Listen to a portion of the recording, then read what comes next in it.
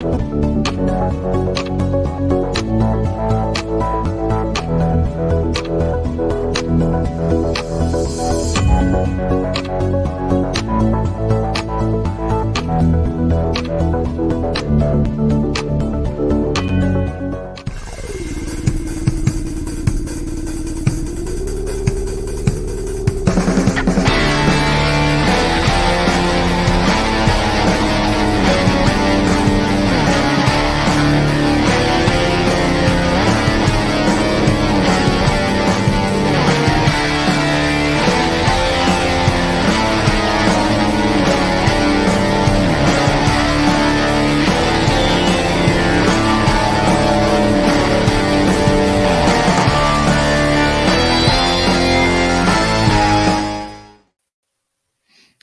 everyone, welcome to another edition of Sunday Night Geekery. We've got the great Clobberin Towns with us and Pat S. And I did remember to click go live this time, so I'm getting a little bit better with this.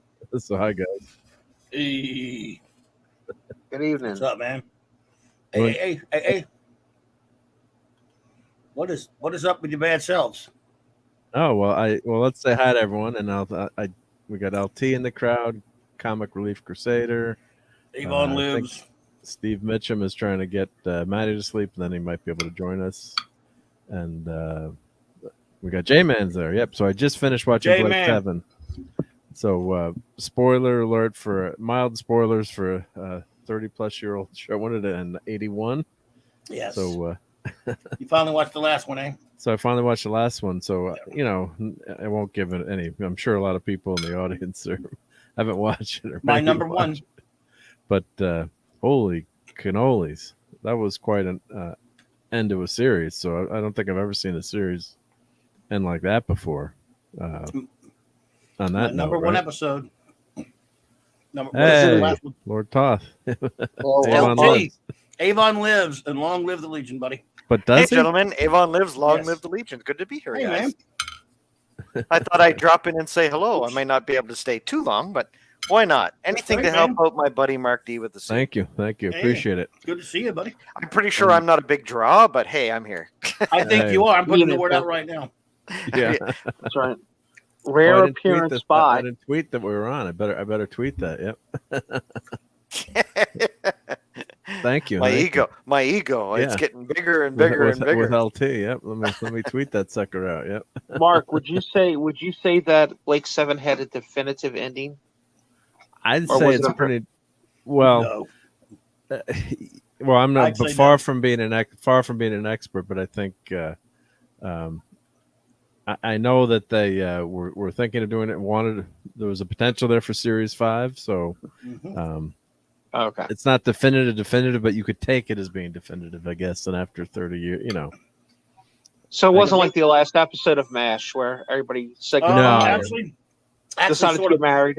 And at that time, by the way, it was the highest rated a show that won a single episode of any show in broadcast history for the longest time, outside of some like last Coronation Street episode or something like that. It did crazy ratings for the last episode. And did everyone know it was going to be the last episode at that time? Like they knew this is it. It's yeah, they did. Yeah, it was the end. And I knew it was the end, right? Garrett Thomas. Let's just say I can't say much, can I? Because everyone's seen it here that cares about it, I guess. But I guess, right? Yeah. Garrett Thomas, let's just say he wanted a bloody ending for the character. And he got one, right? That's blood, if it's the end, and if he's not the clone. Well, yeah, I was going to ask you, was he a clone? Do you think, or was he? That's not definitive, right? We'll never know. You'll never know, right? Because not even the writers really talk about it. Like but once it was done, it was done. We haven't really heard much about that whole end because it was a slap in the face to a lot of people. Well, a lot of people just figured Avon ducked. But Villa was fake. Yeah. However, I have my own way I wanted it to go. And I don't care how contrived it is. It would have given us a 5th season. And I would say it, but again, I don't know who we'd be spoiling. But Well, I guess the show is so spoiler old. for a 40-year-old show. Yeah. Yeah. All right. They knew the Federation was closing in on him. He was conspiring with Blake through Orak this whole time to make it look good. And even those troops were actually Blake's army that he'd been putting together on Galda Prime. And it was all set up to make certain people there think that they were gone. And then they were going to go out in the next season. They had a ship waiting, and they were going to go back to the system and steal another Liberator. Yes, because that last season of the show really, I thought, was kind of a step down because the Liberator was gone. And that really, I think, made the show. I love that ship. I love them having just a slight edge on the technology of everybody else they had to deal with. You know, when you have that edge, when you're one ship against a galactic empire, you have that little edge that can get you away. You know, you can't last long in a firefight. You know, it's going to be, you know, if there's 3 or 4 of their cruisers that are coming at you, you know, you're done. But because you have that edge in speed, or you have that edge in shields or whatever, you can get away to fight another day. That was what was so great about the first 3 seasons of the show. I love the fourth season. The fourth season, of course, but they got that super duper engine. They got the engine, but they never really used it. How they get it too, right? You're forgetting the Federation was in tatters after the war with the Andromedans, so they weren't in very great shape either. So, but I think that by the end of season 4, we saw what happened. That they were pulling it together, and they set a trap for, you know, the number 1 most wanted villains of the show, right? And that's why we love them so much, because they're rakish rogues. They're the villains of the show. Like Blake 7, those guys are not the heroes. Yeah, compared to the Federation, they are though. Yes, but that's not the point. That's the Empire. Yeah. That's the people in charge. That's why we love them so much, because it was against. Well, it was against them. It was the fight against the man, right? Like I always tell everybody, Blake 7 is Star Trek is the dream. Blake 7's the nightmare. I love that. Star Trek is where we want to go. Blake 7 is where we're heading down toward. If we don't, you know, if you don't avoid it, as a human, as a race, you know. And Serverland is a fantastic. You couldn't have done that without the unbelievable acting of the heroes and villains of the show. Those actors and actresses in that show were just spot on, man. Even the actors we get towards the end of season 3 and into season 4, they really made that show. And the writing was just unbelievable. Well, Villa really grows on you too, I have to say. I think his acting was really good, and I think his character has a really great arc. And do you think Avon was going to airlock him in that second to last episode? And when they had this shuttle, and they had that new weapon, and it's called Orbit. I have it ranked at number 16, by the way. I have the episodes ranked. That's a bad idea. But do you think he was actually going to, until they found that particle of inanimate I've watched, as you can imagine, I've watched that episode probably over 100 times. That's why I'm asking. My hypothesis is this. Avon, you know, first of all, he hates that he has become attached to these people, because he doesn't want to. He's a loner all this time. Yep. Why do you think he went after Blake? He really cared about Blake, but he never wanted to admit it to himself. Well, he cared about Avon, but he cared about Villa, but he always treated him like shit. Well, I think when he's calling out to him to fight him, without going into too many details, so people won't know what we're talking about. If you listen to the tone of his voice, because Villa heard Orak. If you listen to the tone of Avon's voice, that is not the way you talk to Villa if you want to get him to come to you, because he never talks to him like that. Villa, please help me. Villa, I know how to do it, but I need your help. Please help me. I mean, the way he was talking, that was so not Avon. That was, I believe, his subconscious mind betraying him, because he didn't really want to do it. But he also knew it was either him, until he found the speck of neutron material in the piece of plastic. He thought it was him or Villa. And so he probably caught him.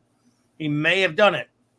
But he kept giving himself away. Listen to me, He didn't, until he finally found out what was wrong, he didn't start acting like Avon. He got like, I really know how they did it, but I need your help. I think he psychologically gave himself away. And then Villa's like, I'll always remember that. And the next episode, I love that line. Yeah. It's a trip I won't forget, Avon. Well, you know what you always say, Villa, what she said at the beginning of the episode. You know you are safe with me. Yeah. I love that menace in the undertones of his voice. And That's what? Go ahead. Okay. I was going to say the endings. There are a bunch of their endings in this season, in the fourth season, which I love. The Avon endings are hilarious. I mean, they're all. I mean, I think my favorite one was Gold when they found out we just risked our lives to make Serverland rich, great. and she threw the money at him, and he just starts. Avon starts busting out laughing. That was great. Yeah, that was a great scene. All that crap they went through. Also, the end of Traitor when he finds out Serverland's still alive, and he goes, "Oh yeah, all right, yeah. I believe you. I didn't want him to die like that anyway." And it comes up on his face, and he's got this. I need to kill her myself. Boy, that was chilling. It's like he is. Avon's having some psychological problems. All this time of living out there on the all on the edge and all that stuff, all those years. Getting in trouble. I mean, I don't know. Fried, yeah. Don't you think that the evolution of his character in that fourth season is what I really loved? LT. Yeah. I just thought Darrow was just brilliant, man. Yeah, because how often does a show change leads too? I mean, you've had MASH. We're talking about and keep the title. And keep the title, yeah. So one theory is you think Blake could have been a clone in that end of the one, but Avon actually killed him, thinking he was a traitor, but really Blake wasn't a traitor. Well, Serverland told him she saw his body cremated. That could have been the clone. She was probably lying, though. Yeah. Yep. She just lied. Because she had no reason to lie because she doesn't need one. It comes quite naturally to her, like breathing. He got that snarl and everything he says. I love him. Yeah. God, I love and we don't know what happens to Serverland either, too, I guess, with the way the series ends. But she... I thought she had died at the end of season 3. Of course, she came back too. So there's that line. On that decaying ship, right? On the decaying Liberator. Yeah, everybody thought that. Oh, finally they got rid of her. But you never underestimate her. Never underestimate her, but never ever take for granted when someone dies off screen, because you know what? Yeah. Mm-hmm. They really don't, unless you see them die right in front of you. They haven't died, and that's what season 4. You know what? I still love season 3. I love. I do love them all. 3's the best. I love them all. I love them all. 2's the best, maybe. I think 2 is probably the best because there's there's probably 2. If I was going to rate all the episodes, I would have to say probably 5 of my top 10 are probably in season 2. But you know what? There are a couple in season 4 I really love, and I think it's a great character arc storyline for Avon and Villa especially. It's just you get to see those two act, especially, you know what? Whenever they're in a scene together, they just chew up the scenery, right? And it's just Villa is being a smartass, Avon's being his cold, calculating self. But you see them play off against each other, and you can tell that they've spent the last 4 or 5 years acting together in this show. And they've really developed and grown. That's why season 1 is a little weaker, only because they haven't really become brothers and sisters on screen. Yeah. That's right. And that's why losing a couple of the original actors, you lose 3 of the main characters from season 1. That's really challenging for the main guys like Avon and Villa especially to really flow into season 2 and 3 and 4. And when you have new people introduced, it's challenging. But as long as the 2 of them together, and you had Orak, and you had, the whole thing was great. It's one of the greatest science fiction shows of all time. Oh God, yeah. And I have 5 season 2s in my top 10, 4 season 3s, and 1 season 4. So yeah, 2 is probably the most consistent of the other. If you have to pick a season, I can't really stuff. It's all my babies, so I love them all. But it's kind of funny that. The episode I should hate the most, I love the most, which is the last one, Blake. The last one, yeah.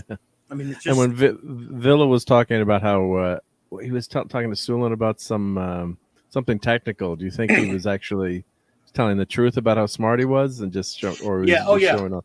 Yes, yeah. I got the impression he was telling the truth there. Yes, yeah, absolutely. He was smart. We just didn't want to. Told him, even though Avon did call him a 5th grade ignorant, but. No, he was faking because they don't pick the dumbass to go on the tough missions, and that's when he's a coward. So, but still, he is a coward. When that scene in Blake in the last episode where Avon came in there and he had to shoot those guys because he set them up, and he tells Dana and Sulin, he said the fire was stupid. Leaving Villa on guard was suicidal. What's happened? What's the matter? Staying alive is too complicated for you? I'm sorry. I could quote every damn line from it. It's just scary that and then Villa's like under a blanket. Villa's under a blanket. Yeah. In the corner. At the end of Blake, like when you hear the shots during the closing credits, who's shooting? Well, we think it's the Federation. Guys. Yep. The Federation. But again, we don't know. Did you ever read Afterlife by Tony Atwood, LT? The book that was considered. Yeah, that was. Of course, that guy was a little cynical. I thought it's a little apocryphal, but yeah. I think that there's some really. Hey, it's Maddie's daddy. I know, right? Maddie's hey, daddy. Maddie's daddy.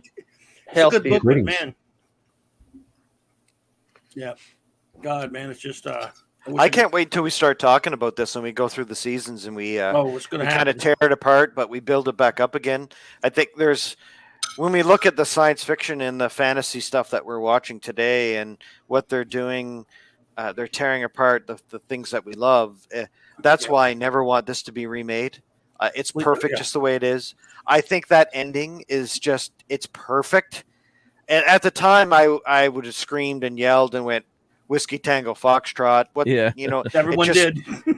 But now I look back on it with a lot of love and affection, and I realize that we make up our ending. We don't need to know everything. We don't need to know who the Doctor is. We don't need to know his past. We don't need to know where Captain Kirk served on his first time when out of the academy. We don't need to know that stuff. We don't need to know what Captain Pike did on his voyages. We don't need to know that stuff. It's better left to the imagination. Agreed. Let's move forward into the future. If they were going to do an Avon show, you can tell who my favorite character was. For 2 years, a Blake Seven show. If they were going to do that, I would want them to do it in the future, way in the future. Like, do it 50 years in the future where you don't have Villa, you don't have Avon, you don't have a Blake, you don't have any of them, and have it be this mythological event where, well, we thought that we ended him. We thought that we ended the rebellion with Blake and Avon and Villa, but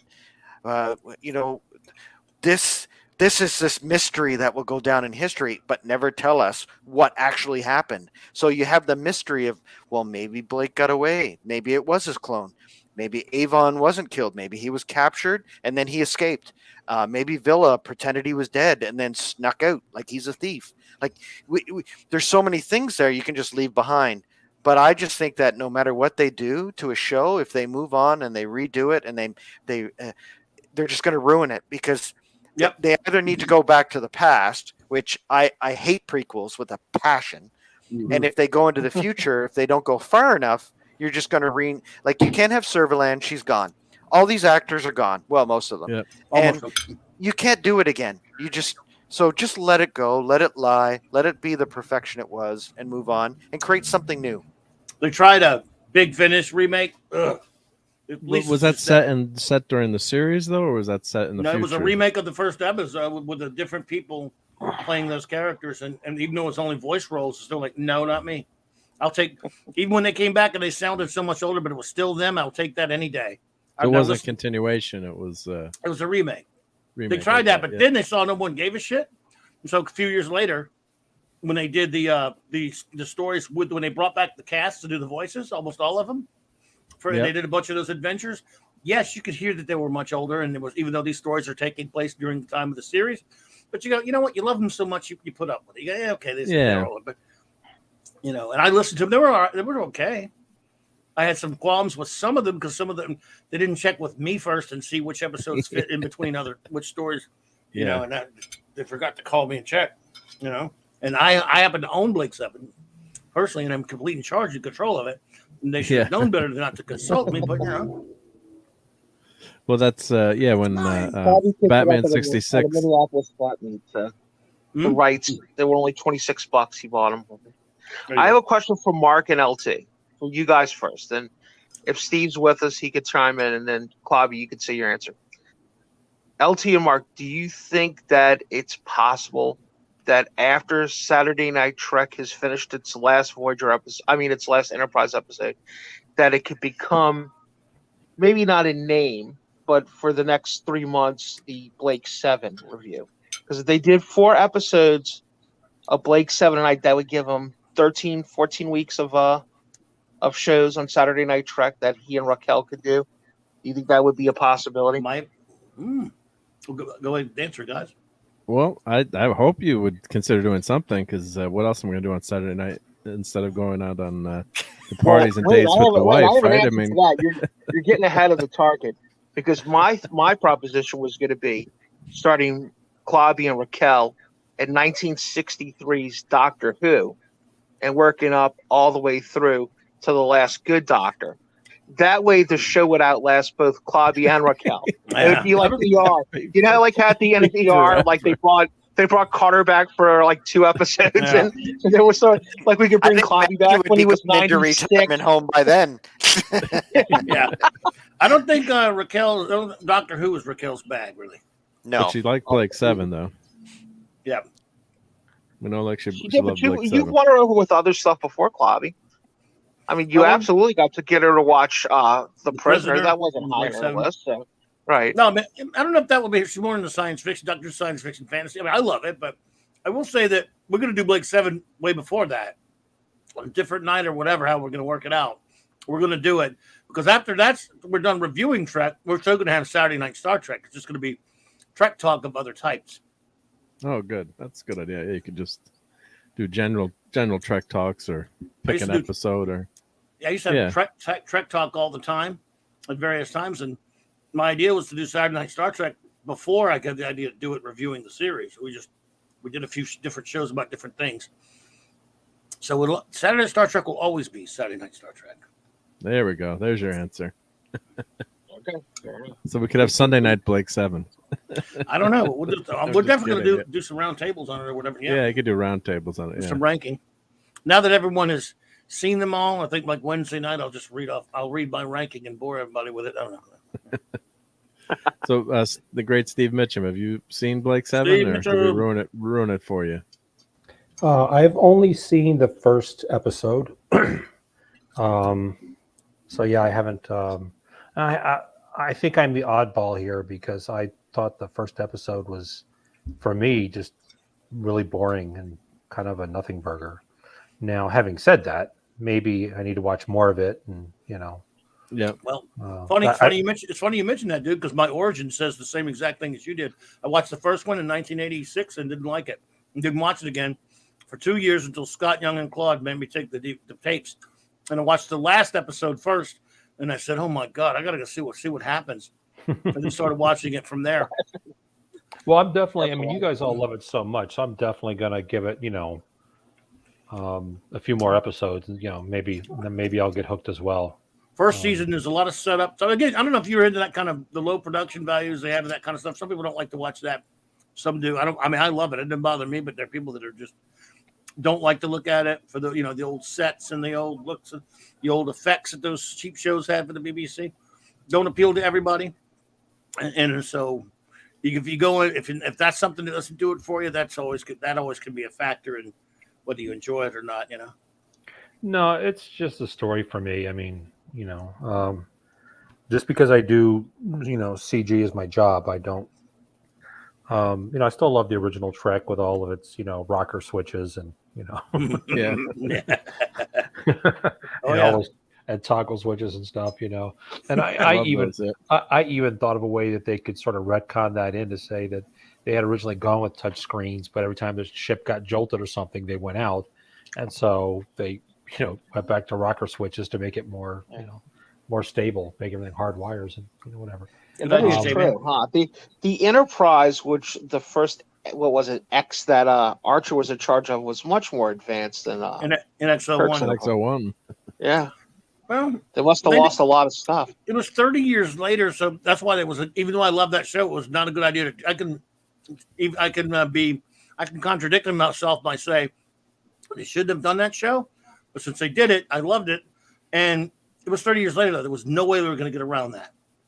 And they did. They still tried to make it look as primitive as can be. Oh, and hail to Dad Man. He's resting, lurking and resting. So. Don't work too hard this week, Dad Man. Yeah, good. Yeah, Claudia, I was at least glad that Enterprise had like a chef and stuff. Like they actually even had chef as a character. I thought that was at least they didn't have a nice shields. little nod. You know, they didn't have shields yet. They had They had to polarize the hull plating. They didn't have. They didn't really have phasers until a little bit going into it. They had torpedoes. They had pulse cannons. Pulse cannons. And they were barely in an age where transporters were being used. Yeah, so I think it's kind of like, if the designers in the 60s had done Star Trek, current day, they would have made it look, quote unquote, they would have had touch panels, obviously, more like TNG.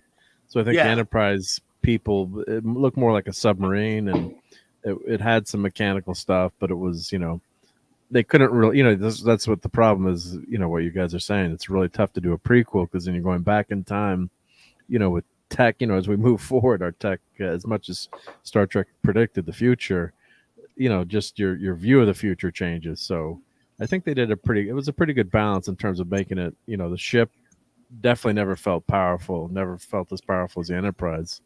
When the Enterprise was out there, you knew that was a badass Constitution class ship. But in the NX-01, like Cloudy was saying, no shields. They were always outgunned. The Klingons were way more powerful than them at that time, and it was always a fight, extra fight to get everything. They were always outgunned too. Yeah. So they gave you that feel, even though maybe it did look a little bit more modern. But I think they did a nice job, with that design aesthetic. They didn't have a shuttle bay. The ship was so small they had to launch the ship with. With a grappling, and of course, and the grappling hook too. A couple times, Enterprise tractor beam goes out. Tractor beam had grapplers. Yeah, it's like too bad you didn't have a grappling hook like the NX-01. Mm-hmm. Yeah. So I think they did a good job. That's not an easy thing whenever you go to do a prequel. Oh, no. J-Man's headed out. So have a great week, J-Man. Take care. Yep. Night, J-Man. Good seeing. Mark, do you remember the male Vulcan that was like the ambassador on Enterprise? Yeah, that was what was his name? Saval. Yeah, do you know why they picked? Do you know why they picked him, Mark, to come to Earth? The show didn't last long enough for you to find out about this. He was actually familiar with humanity. He had actually time traveled back and lived on Earth as a detective in San Francisco, and actually interacted Alien Nation. Yeah. Well, but one of my favorite episodes that was a Canyon Creek, or what's the episode of Enterprise? What's it called? Carbon Creek. Thank you. That was my favorite episodes with it's Vulcans that are trapped on Earth in the past. That was a great one. That was a great episode. I mean, some people pan the episode when I read the reviews. Why are you panning this episode? That put the Vulcans like 200 years ahead of us technologically, which was kind of, but still, I love the episode. Yeah. And but yeah, it was definitely a well done episode. Yeah, Gary Graham, Gary Graham, who plays Ambassador Saval and played on Alien Nation. It's kind of one of those actors that gets blacklisted a lot for what. Oh, he does, yeah. Oh. Having the wrong ideas. Yeah. Wrong ideas, yeah. Oh. You gotta have right ideas now. Yeah. We don't want any wrong ideas. Yep. By the way, in case y'all were wondering who the guy was watching the last season of Alien Nation, that was me. I was one of those shows I watched. Yeah, pretty much. I liked it. I don't know why. I was into it. I watched it a little bit, but never like. That was a popular show. It was popular, yeah. That was I the problem. I don't think I've ever seen that one, actually. You drinking spoiled milk right now? LT, you hadn't seen the show or the movie? The show. I know I've watched the movie, but I don't think I watched the show. Me either, really, but I watched the movie.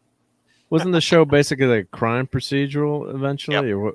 Yeah, it was kind of that. The secondary characters kind of died. It started off with like the human having a relationship with the female doctor alien, and the kids like not being able to simulate. The son was a troubled kid, and they kind of left that, and it became more of like, but sci-fi in nature still, Mark. So like it would be like, somebody stole this techer, how could there be no one in this room and yet this person was killed, and yet, you find out that there's some kind of transporter technology. So it was like that, yeah. Like There's always a nice little twist to it. Yeah. That's what I remember vaguely. Yep. So, but yeah, those it was an interesting idea. And they were all refugees from another planet, basically, wasn't it? Or the aliens? Yeah, right? yeah. It was a huge ship of basically slave labor, and you got the impression that the people who enslaved them were in charge of the ship, but it was probably a very small crew. Like they kind of kept them in check through technology and through barriers and stuff, and yet they were able to take over this one ship, and it had I think it was something like 10,000 aliens on it or something. So it showed up over San Francisco. So it wasn't like these aliens were scattered all over Earth. They were all kind of in the metro, San Francisco, Oakland area of California. So yeah. Yep. Good place to It's land, an interesting concept. And if you did something like that today, you'd probably want to do 3 or 4 seasons, maybe 5 seasons, but only 10 to 13 episodes. You know what I mean? And then really pour some time into it. But of course, I hate to be Mr. Negative, but let's be honest here, they'd probably ruin it too. Yeah, that's why I'm so interested in hearing you guys talk about Blake 7. And even though I didn't like Enterprise when it first came out, I'm going back and watching it because I've kind of committed myself to older things now. I'm not really interested. Anytime I try to watch something new, it's basically garbage, or I have to disappointing waddle past. Yeah, because we were talking about that the other day on Pop Culture Minefield about the shows that are good, that are new, that have come out, and it's not too many. Like the only 2 I could recommend that have come out in the last 6 months is no, Cobra Kai's been out for a while, so it's not really new show. Yeah. So no, I was the mayor of Kingstown and Reacher are the only 2 things I could tell you that, even though they have a couple of woke things in them, it is not the primary focus. It's it's really driven and written well, and there's not a lot of unnecessary foolishness in it, but that's about it. Most of network television, ugh. How about Yellowstone? Is anyone watching Yellowstone? I keep hearing that's a great show. Can't say I have. My wife and I have watched them all. We love it. So it gets a thumbs up from LT, right? Yep. Especially the first couple seasons, because it's pretty gritty. It's a really it's a fun show. There is some woke and there is some SJW because it's 2022. Well, 2018 or whatever when it first came out. You get some boobs in the first couple seasons, which is good. But my wife loves the daughter. I love the family. It's a very dark kind of cowboy show. It's a lot of fun. We check it out. We can't wait for the next season. And Matthew, I really like Stargirl. I like the first season. I started watching the second season, never finished it. I gotta get going. So it's too bad if you say it lost its way. But the one thing that was interesting to me, it actually ended on a patriotic note at the end of the first season. The American flag flying, and what's the big robot? It's Stargirl and Stripesy. It's Stripesy and the robot. Stripesy. And the robots holding the American flag. I was like, wow, this is awesome. It's like some patriotic symbol. And Stargirl's obviously, got a very patriotic costume. But I'll have to finish. I mean, everyone, check it out, give it a shot. But I thought the first season was pretty decent. I thought, but you could make an argument for first couple seasons of a lot of shows. I'll be honest with you. I thought, and this is just me, and y'all want to disagree, that's fine. I thought the first 2 seasons that everybody goes, "Oh, we're so great," of The Flash and Arrow are stupid. I think they're just stupid. I think it's stupid how they did stuff. I think Arrow was really dumb. They shouldn't even called it Arrow. It really, in a lot of ways, had very little to do with even the origin of Green Arrow. So it was just dumb. I liked them though, and then of course get into it. I was watching with my kids too, so they're much younger. Flash is gonna be almost 10 years old now, so that was kind of like the thing with a couple of my sons. Like we'd watch Arrow and then the Flash came out, and I thought the first few seasons of the Flash, and I think Clobber Times I know hates Flashpoint, but a lot of people love that. I'll tell you what was really dumb from day one that a lot of people love is Legends of Tomorrow. That was horrible. Oh my god, that first season was so horrible. I couldn't watch it anymore. I mean, the whole reason most people were watching it was What's that? I'm sorry, Mark. Go ahead. No, it's okay. Sorry, I was just gonna say I love who's the fire guy. My names are failing me tonight. Heatwave and Captain Cold. Yeah, and that's and everybody was loving it because it was a prison break reunion. That's why people were digging it. Yeah, that's Hey, Pop Culture Republic. Thanks for stopping by. Yep. Pop Culture. And Nerdporial's here too. Yep. And Kal-El is here. Awesome. Yeah, Mick Rory. That character is an interesting character because I like the Captain Cold Heatwave kind of dichotomy that they had in the first season. It wasn't bad. It's Dominic something is his name. Dominic. Yeah. We got to play Heatwave. Dominic Purcell, I think. Purcell. Yep. He's good. He's good. Yep. Yeah, and I think there was a big thing about him quitting because of what's been going on behind the scenes, and there's a lot of SJW BS that's going on. When you have most of the legends now are all female characters that are very mediocre. I mean, nothing against the actresses who play it, but the writing has just been awful for about 4 seasons. And I've watched them all. Watching it, yeah. I've watched them all right up until I haven't watched any of the new season, but last season was just incredibly awful. Bad. I couldn't, after the first season, I had to stop and watch a couple of those second season beginning, and bad, man. Because Mick Rory is not a politically correct character. That's what's hysterical of him. Yeah, so they've domesticated him in the last few seasons.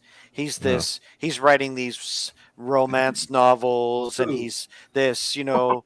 He's got a good heart, and no, that's not the character. Yeah. I did like him writing the romance novel. I thought that was hysterical when they had that, but it depends on how it's portrayed too. Like that he was secretly writing romance novels. Yeah, that. But depends on how they do. He's not that kind of guy. Like the character is not. He's one of the dumbest bedpost kind of Flash villains. Yes, he's there because he's a pyromaniac. Yeah, he likes fire and he likes stealing. Fire. He'd be good in Fortnite. Like Beavis. Yeah, Beavis is probably him. Because Captain Cold was the brains. But what do you do? And then they screwed up the Adam was just as much as I like. He should have been Blue Beetle. Brandon Ralph should have been Blue Beetle. Blue Beetle. He would have been a lot better. Yeah. Oh, but everyone was just trying. Go ahead. No, sorry. I was just saying. I just finally watched the last episode of Blake tonight, so that kind of blew me away. So that's why I had to tick around for spoilers, and I got two Blakes. I got some Blake Sevens. 7 experts with me tonight, so we're riffing about that. But I think getting back to that, I think maybe when you're hearing the gunshots, right, it could have been, there's a lot of ways it can go. Like if I'm a writer, imagining things like, say, Orak was able to disable all the Federation weapons, and the sounds are, that smile, Avon is just taking everyone out. I mean, that's one out that you could have had, right? And then, or it could have been an emergency teleporter. And it pulled them out, and then they shot everything into empty air. He ducked and they shot each other. Yeah, and they shot each other exactly where I was going. A friend of mine told Paul Darrow that in person, and he laughed. But when you have you leave it, you never saw Avon get shot. So, and then of course the other characters were shot, but they could have survived too. There's no blood other than Blake. I think it's pretty definitive that Blake is Blake's dead. It's the real Blake. And Garrett Thomas wanted that. Yeah. Yep. Which is why it happened.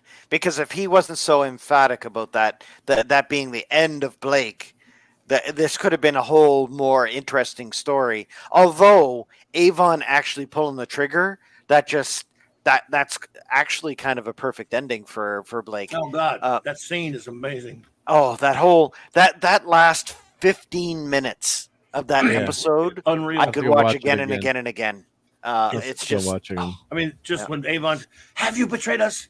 Have you betrayed me? And not only that, but I thought it was a little uncalled for to have Paul Darrow kill his wife. Yeah, that was the actress play he shoots right there. That was that's his wife. All real life wife. That's hysterical. I actually like that. I thought that was perfect. You shouldn't have shot. There was no reason to shoot that woman. But do you think that Blake had betrayed everyone, or that's what's ambiguous? No, he didn't. No, he was setting up that army. Yeah, so we did it, We're right? doing a test on seeing people he can trust. He even told Diva earlier, I have a difficulty learning to trust. It's a failure, I admit. Yeah. Because he was, doing the bounty hunter routine to test people to see who he could trust for his anti-Federation army. So then Avon screwed up then. Yep. Or did he? Again, something else might have been going on. We don't know. Or he might have just cracked up and decided that little bitty thing. Because, Tarrant didn't know what was going on. He didn't know it was a game. So he sold us, Avon, all of us, even you. Yeah. And he goes, is it true? And, Blake's like, Avon, it's me. Blake, stand still. And then it just, have you betrayed us? Have you betrayed me? And then he just goes, Talent doesn't understand. Neither do I. Blake, I set all this up. And he goes, yes. He goes, Avon, I was waiting for you. And then just shoots him.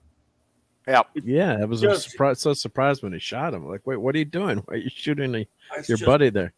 Now we've really spoiled the hell out of it. Yeah, well, the show's old enough now that we can. But that was just that blew me away though, because I knew Blake was on the episode because I had scanned the episode guides, and of course you see the title is Blake too. But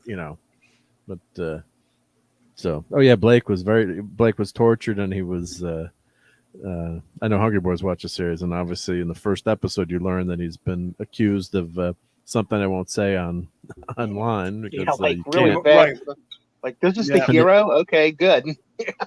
And they implanted memories in him, and it was very futuristic. Yeah, futuristic about how they in 1984ish and how they framed him and set him up for crimes, and it's something that's really diabolical, and it's easy.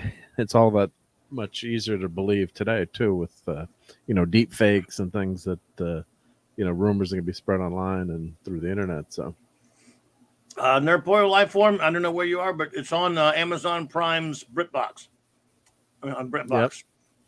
Yeah, but you have to get BritBox to get it. You can't just have regular Prime. It's like an add-on.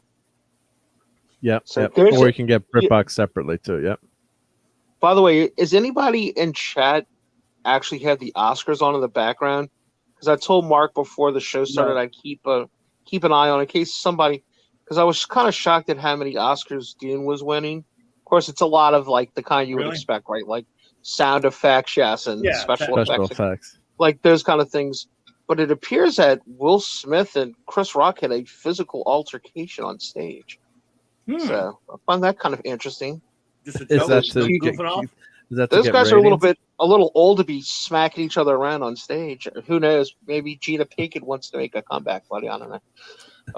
In other news on the Oscars, I saw a little bitty clip that Gary had retweeted of Wanda Sykes, Amy Schumer, and some other, whoever it was, and they spoke for 3 minutes, just long enough for them to ruin humor for the entire universe. If humor is the disease, they are the cure. Actually, my favorite tweet was, and I wish I could remember who it was so I could give them proper credit, was, man, I hope Amy Schumer's watching a lot of old, funny Oscar host performances so she could steal some really good stuff for tomorrow night, because that seems to be what she's the best at in the comedy world. Because in case you weren't aware, there were people who proved, like doing side-by-side clips showing that when she had that TV show on Comedy Central for a couple of years, that she absolutely had sketches and concepts that were taken from other comedians, whether it be their stand-up and somebody made noise. Sorry. Nope, the compilation video showing it, like. Oh, they're showing on the Oscars, or no, for when she had her TV show on Comedy Central. Oh, okay. She would steal other people's bits or old skits from shows and stuff and redo them. Yeah. I used to watch her show. Some of her show, I mean, I know people, don't like her, but I thought she was pretty funny years and years ago before she got uber political and then everything. So I was watching, believe it or not, the Amy Schumer. Well, she's not funny now, dude. She's a miserable human being. Everything that comes out of her mouth, horrible monster, negative and critical, evil, hateful. Yeah. But the old, like I'm talking, this is like probably 8 years ago, or her show. It was pretty raunchy, Dude, toxic even back show. then, with stuff she said about Rush, she's a despicable creature. Yeah. Sure. Mark probably thought she was cute back in the day. So Will Smith smacked Chris Rock. Yep. Okay, thank you. Right? Thank you, Ironcaster. So Ironcaster's saying it's fake. It was played up for the TV audience, perhaps. They need some ratings, right? Yep. I guess. Do you think this one's going to go up or down in it's going to plummet. I mean, that's going to. Dude, it'd be hard to be worse than last year. Last year was almost a non-show. Then they have like 20 million people watch. They're 10 million, whatever the ratings are. They're and really, you know what? Really one of the down. big one of the big pulls is supposed to be. They're supposed to be doing a big 50-year celebration of The Godfather. That might be interesting to go back and watch on YouTube. Yeah, that's what you always watch the clips. Like when Clint Eastwood was going to be on, I'd want to see Clint's speech, or now with YouTube or with them splitting up the clips, you could just watch watching what you want to watch. But I just saw that. That was a joke. It was a joke, right? Yeah. I don't know. They're actors. Yeah, they're actors. Yeah. Did Geraldo just get slapped by a wrestler? Let me see. It turned out years later that was a setup, right? With yes. Not Geraldo. Man in the Moon. Andy Kaufman when Jerry Lawler slapped him. Yeah, it was all a setup. Supposedly he and Lawler were good friends off air. Yeah, so it's possible. It was all part of the shtick. Yeah, but everything Andy did was a bit, Mark, is from what I understand. Yeah. But it was, we were joking before the show. It's like, are we going to watch an award show on plumbers and electricians? I mean, it's like Hollywood could pay me to watch, I guess, right? It's like, it's a freaking award show. So it is weird. It would be weird. It would be like if you didn't have a kid in a school and you didn't go to that school, you weren't an alum and you didn't teach her or something, and you just showed up at teacher award night. You know what I mean? And just watched. Yeah. But at least you could make an argument that teachers actually do something productive for society and contribute something. Yeah. Most of these people, but it definitely a backslapping. And then you get to give your own award to yourself, right? Like you could actually be voting for yourself, right? Because if you're already on the Academy and you're nominated again, you could be like, I'm voting for myself. I just watched it. Did you guys see it? No, I didn't see it. No. Well, it was well acted. I guess. I mean, I don't know, man. They were. I guess it had to be a joke, but Chris Rock is a good actor, I guess, and so is Will Smith. I mean, because it looked pretty serious. You went back and watched it. Did you listen to the audio, or did you just watch the? I just listened to the audio. So what incited it? You don't just get up and slap somebody for no reason. He made a joke about he was saying something nice to Jada Pinkett Smith, his wife there, and said something about can't wait to see G.I. Jane 2 or some kind of stuff. I don't know what it means. I don't even know what the joke meant exactly. But so like G.I.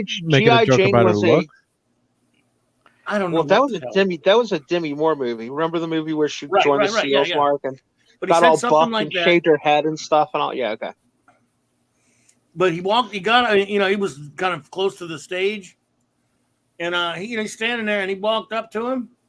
Will Smith up to him, and he smacked him. I mean, hit him in the face, punched him in the face, and walked off. And I thought again, he looked at him. He says, Will Smith just come out and knock the shit out of me or something like that. And he's kind of like she looked shocked. They're acting it out if it's a game. And he said, keep your wife's name out of your effing mouth. Yelling at him when he went back after he went back to sit down. He's yelling at him. He yelled that out in the Oscars. Right. Well, you heard did you hear the joke about Amy Schumer's up there and says this year the Academy hired 3 women to host because it's cheaper than hiring one man, and nobody in the audience laughed, and there's like 3 people who are clapping and they're like women, and it was like the cringiest moment ever. So cringy. Well, my question is, are they biologists? Because how do they know they're women? Good point. Fair enough. But they're not trying to get on the women. They're all ugly. But wait, let us not leave this point, and let us not lose the fact that we have LT here. LT, let me ask you a question. Mark brought up something a little bit earlier that was kind of interesting. When we watch a award show for electricians, what if there was an award show for an electrician, and an electrician made a joke about an electrician's wife, and another electrician punched him in the face in front of thousands of people, would that Be electrician arrested. be charged with some kind of a crime or something? Or I'm just wondering if maybe these Yes. Hollywood people get special treatments. I'm just wondering, what That crime was would that? real. Would that be That would be assault arrested. or would that be Yep. battery or is that would an be assault, arrestable yep. offense? That would be Okay. assault, but a lot of the police officer would clap Oh, him it's on a the back fake. and say, "Man, he deserved to get punched in the face." Right as they're putting the handcuffs on him. If it was real, No, it's He fake. should get arrested. It's fake. It's going to be It's fake. fake. That had to be. Yeah, I can't I see can that see happening I on can that see kind of a it. show. I've watched enough wrestling, which I love, to see that it's a fake. you do. It's a fake slap. You Yeah, watch yeah. wrestling? Jesus, dude. Oh Yeah, I man, love wrestling, I grew up in the Hulk Hogan years. I used to love the WWE, WWF, WWE, whatever you want to call it, the good old days. I loved wrestling. Yeah, I think it's probably just a show Yeah. to Did you try like to get Hulk better? ratings, right? They need ratings. They need It's Yeah, all ratings. that about was the social only thing. media. So What are you gonna we talk just about delivered tomorrow? to them. So they think that'll get them some Yeah. ratings, and it'll go all over the news. And while they're still on the air, a lot of people will go, "Oh, I got to go watch that. See what happens." Yeah. I'll go watch the Oscars now, even though obviously they won't let them fight or anything. It's either that or listen to Amy Schumer talk about her vagina again. Oh yeah. I mean, come on, like who wants to listen to that crap?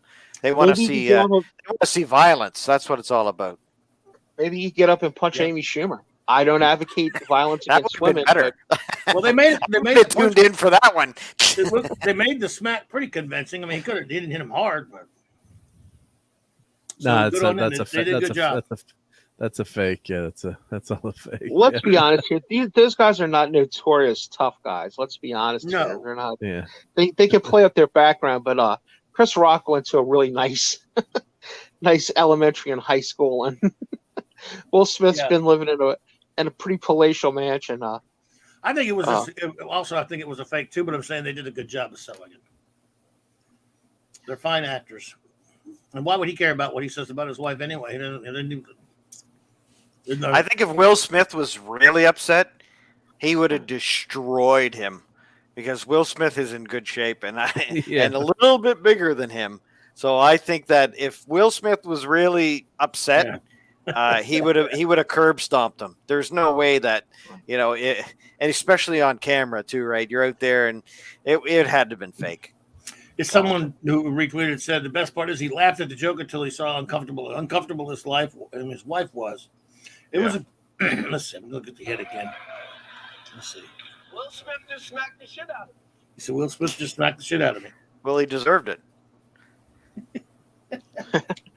Unless it Dude, was staged. If one of Jada Pinkett Smith's boyfriends is there, they might all jump Chris Rock in the back of the parking lot. Man. Well, But they are in Jada- an open relationship. They are in an open. Yeah, I was going to say relationship, he better get an supposedly, so escort to his car. Half the crowd gentlemen, has probably slept with his wife. Besides Does award Jada shows, Pinkett ceremonies, Smith have a health condition or something, or what? I don't even understand the joke. I mean, unless to say she looks manly, or what's the? I she's don't got know idea. she's got a bald head right now, doesn't she? That's Don't the they all, GIG though? reference. I think I all take it. feminists have that Yes, right she now. does. Shaved head, don't they? Okay, gotcha. No, but I mean, she's sick or something, or is that why? She, God forbid, she has cancer or something. So he's making I a don't joke think she about has it. cancer. No. Or- That's no, not- I mean, because that would be pretty horrible if he, if say Right. God forbid she had cancer and she lost her hair, and he's making a joke about her hair. Or I thought he was making a joke about like having too many muscles because GI Jane was working out. I think So it was payback for all the movies he's ever done. I don't Yeah. think he's ever had a good one, has he? Chris Smith, Yeah. yeah, Chris Will Rock. I mean, Smith, Chris What's the Smith, difference? Chris maybe. Smith, yeah. Chris Smith, Chris Rock. What's the difference? Yeah, I was thinking of. trying to think. I want to say Hollywood something. jerks. Yeah. It's not I Am Legend, so I'm still working my They're head. both Hollywood jerks. Oh, that Yeah. movie with him and his kid, where he like tries to get a job as a stockbroker. That was pretty good, I guess. I guess. Yeah. You say so, buddy. I haven't seen it. Hey, Clobby, did you ever see Yes, any sir. fist fights? Any fist fights in a comic book shop? Those guys can get a little rowdy. Let me see. Yeah, it's Marvel versus DC fans. Yeah, there were two guys complaining about fighting over who was stronger, the Thor or the Hulk, one day, and then it just got crazy, and there was a big riot, and the whole block just blew up. And everybody Don't throw was the out. comics. No, but Steve and I put used to throw triples at each other in my shop. Yes, that's Now, true. We did. The Tribble You Wars. throw people out of your shop. Have you ever physically removed somebody from your shop? Did you 86 them like you can't come back again? Let's see. Boy, it's tough to remember now. It's been so long. I think I actually did it at BSI once. I mean, when I was running my friend's shop in New Orleans. Kids stealing? A couple different times. Well, no, some guy was starting some trouble with another guy. I forgot. But as far as stealing, yeah, it happened a few times. Are you gonna buy that or read that? We had that's another. We had an open. You can stand there and look at the comics all you want.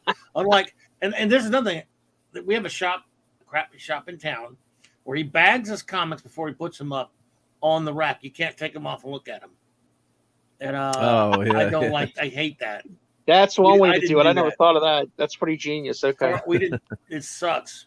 That's actually a good idea, though, because all those grubby fingers going on those. Anything on the shelf is not like going a to comic be. book collector. None of the big shops do that. Only penny ante fools like this idiot. Because to be honest, though, if you have your pull list that every month, exactly, you're going to get all your main characters, all your main customers are going to have their comics relatively near mint anyway, right? Whatever they come out of the box, they go in your slot, you're good to go. And I get free bags and boards at my shop. So it's like, boom, boom, done. And it's right there waiting for me when I come in so I can look at them and check them out and then buy them. But the ones on the shelf, I guess, are kind of fair game. Personally, I don't like that. In my comic shop that I have here in Ottawa, they don't put them in bags and boards and put them on the shelf because he actually does get customers that come in and kind of thumbs through them and will go, hey, this kind of looks cool. I'll buy it. And you want those customers. That's what he doesn't board them, but he does put them in a bag and you got to ask to open it or whatever crap like that. I mean, people like to go and I'm not saying you should let somebody sit there and read a whole damn comic in front of your rack. I didn't do that, but let them go look, you flip. Don't you like to flip a comic sometimes if you're not sure about it? You open it up, you might go, wow, this art looks pretty good. Well, when I was a kid, the two places you could buy comics for, and I said one before, which was the old K&B, which is a great big drugstore chain in New Orleans, and they would give you the old, hey, this isn't a library, if you want to buy it. But there was also a time saver, and I don't know if you guys experienced this growing up. Oh yeah, but our time saver used to have two video games and a table in the back. And and that's where the magazines and the comic books were and stuff and all. And if there was a pretty cool guy on and you were behaving yourself well and you were buying drinks or ices and dumping quarters into that video game machine, they didn't care if you sat there and read a comic or two or pulled out a Soldier of Fortune magazine and read it. As long as you put it back up and you kept that area clean and stuff. And we did. We'd actually wipe the table down and stuff because we were good kids. We didn't want to get put out of there. That was like a cheap arcade that was 25 feet from our house. We didn't want to mess that up. So, it was in the back room of our comic shop there was a curtain that covered the room where all the other magazines and videos, VHS tapes and stuff were. That was the don't go down that dark alley because all the creepy guys were down in that corner. Yeah. What a seedy convenience store. No, this was a family-run grocery store. You had the magazines, you had the comics, and then you had the seedy curtain room. It is nice to get bags and boards, I guess, though, for you when you buy your comics. Yeah, but notice what Clauby said. It didn't have a board in it. It was just bagged up. And he don't board them on, but he does bag them. And almost 99% of the comic shops I've ever gone to don't do that. No, I've never seen that. But LT, you get them. They give you just like they don't bag and board them for you. They just give you give them to you. They'll give you a board afterwards if you buy it. Well, what in my comic shop? So I'm grandfathered. He doesn't offer. There's only 2 of us in his entire customer list that does that. I get a discount because, obviously for volume for decades of customer service. I mean, I've been posted back and forth to Ottawa, and every time I come back to him as a customer, and he gives me my old discount, I get my 20% off discount, and I get my free bags and boards, get my free previews.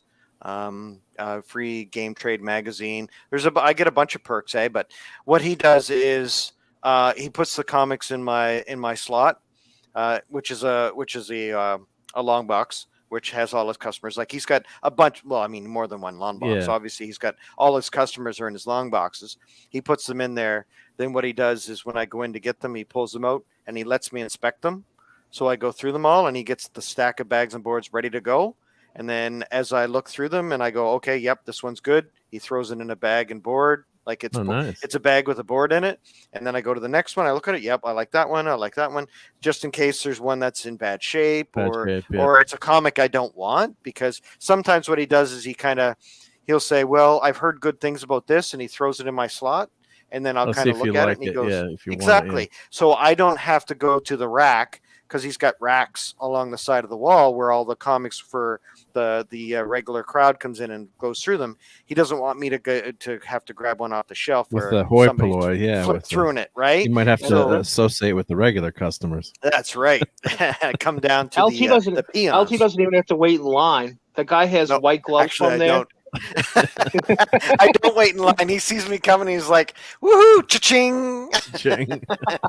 I can stay in business another month. That's right. So, no, we play hockey together. We're old friends. We've known each other for a long time, and nice.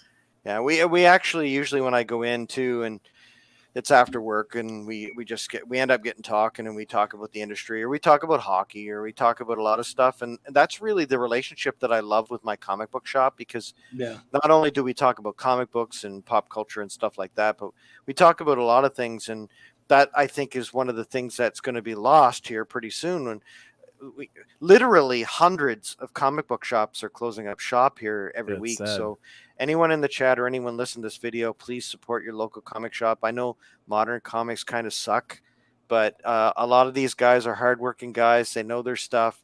They've had to branch out in other businesses, whether it's cards, or games or Warhammer, hockey stuff or Warhammer and stuff. And it's tough. They have a hard time making ends meet. And it's tough seeing the industry disappear like it did.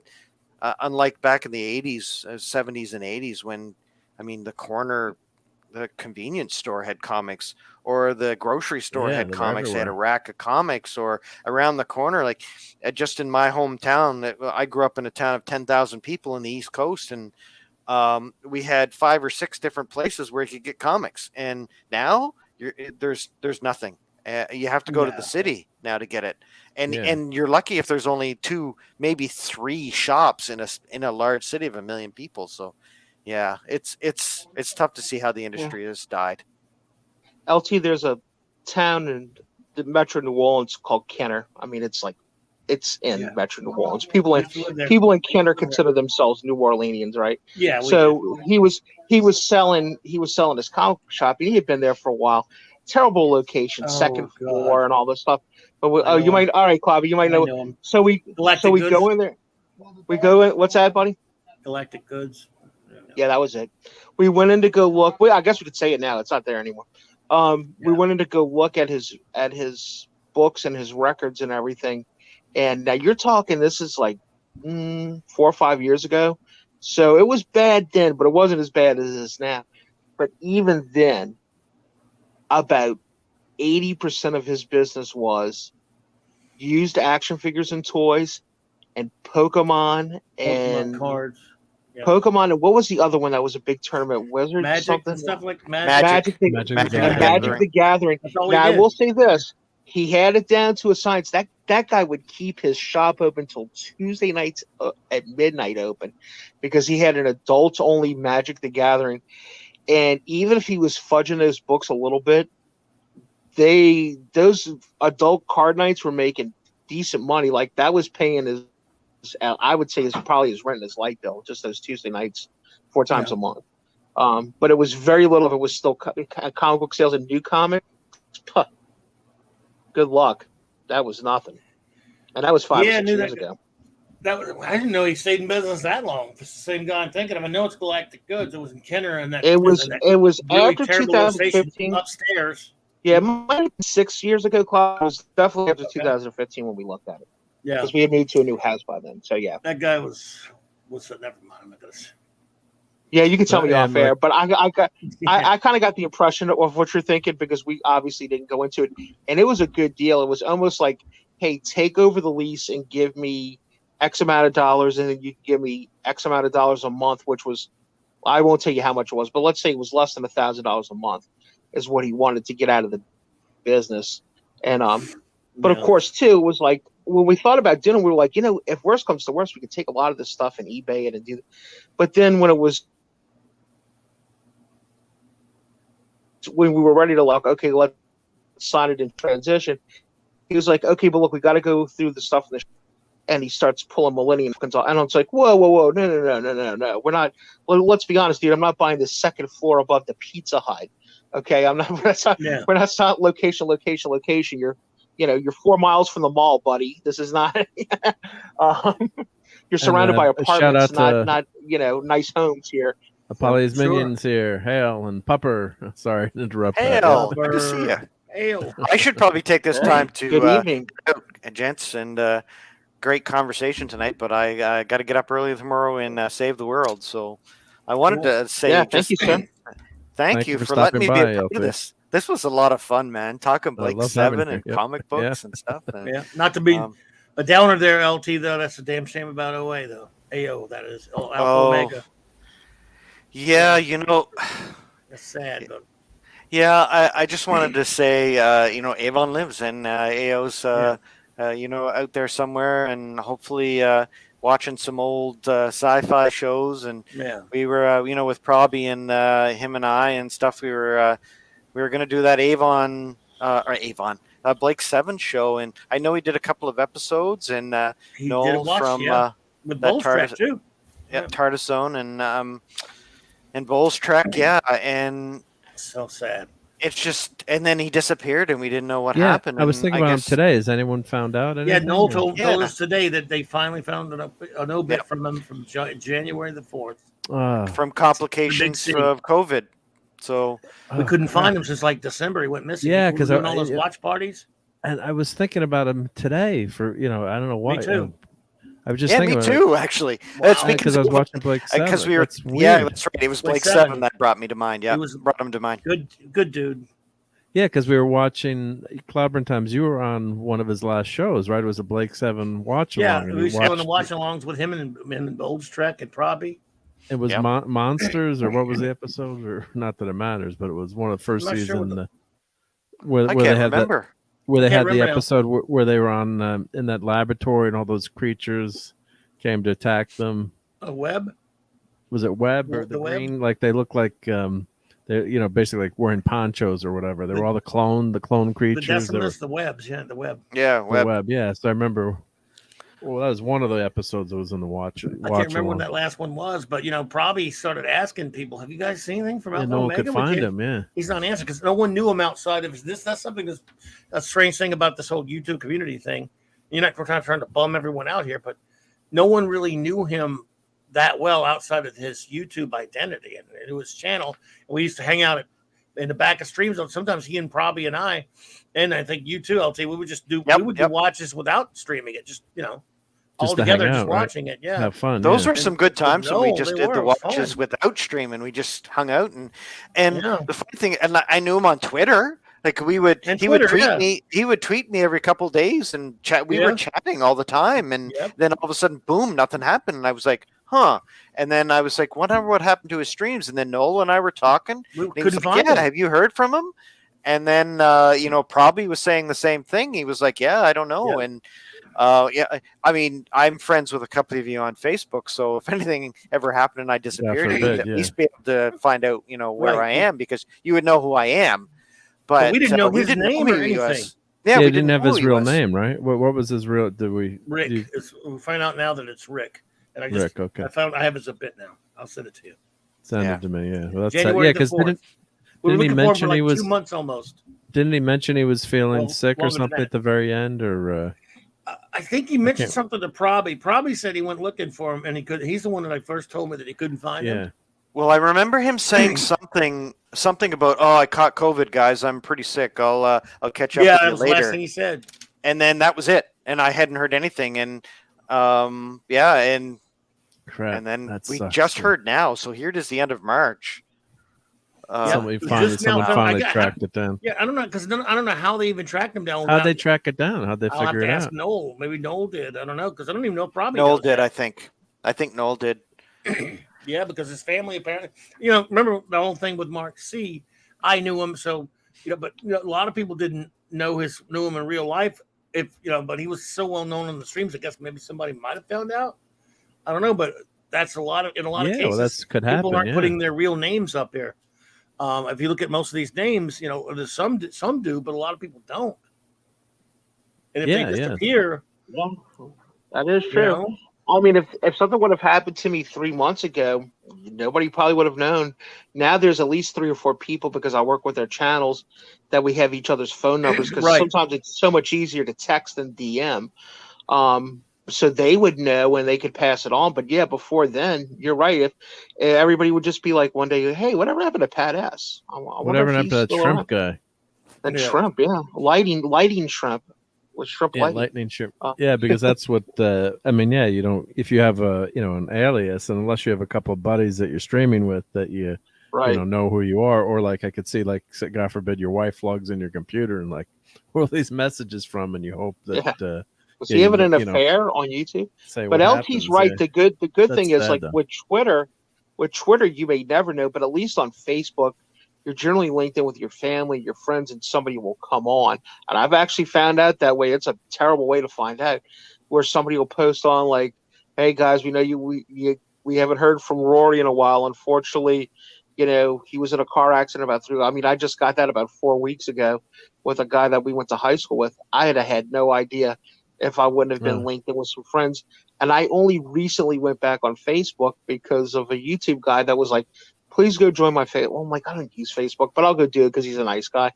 And don't you know, as I'm there looking at messages, that's when I see it, and it only happened like a day or two beforehand. So I was at least able to send a mass card and everything, But it's a bummer way to find out, but better than not knowing. Keep in touch, but at least as much as people don't like it, but it is a good way to keep in touch with people. Well, we believe we thought the worst, and now we know it's. Yeah. Does I was going to say, so if you find it, if someone probably checked it. Is Problem Bean still banned on Twitter, or did he come back? Yep, he's permanently banned, he said. He told me the other day that they gave him a perma-ban, a life ban, for defending himself. We don't really want to get into it here, obviously, for your channel. But yeah, it's just reprehensible what Twitter's done. And shout out to Problem Being.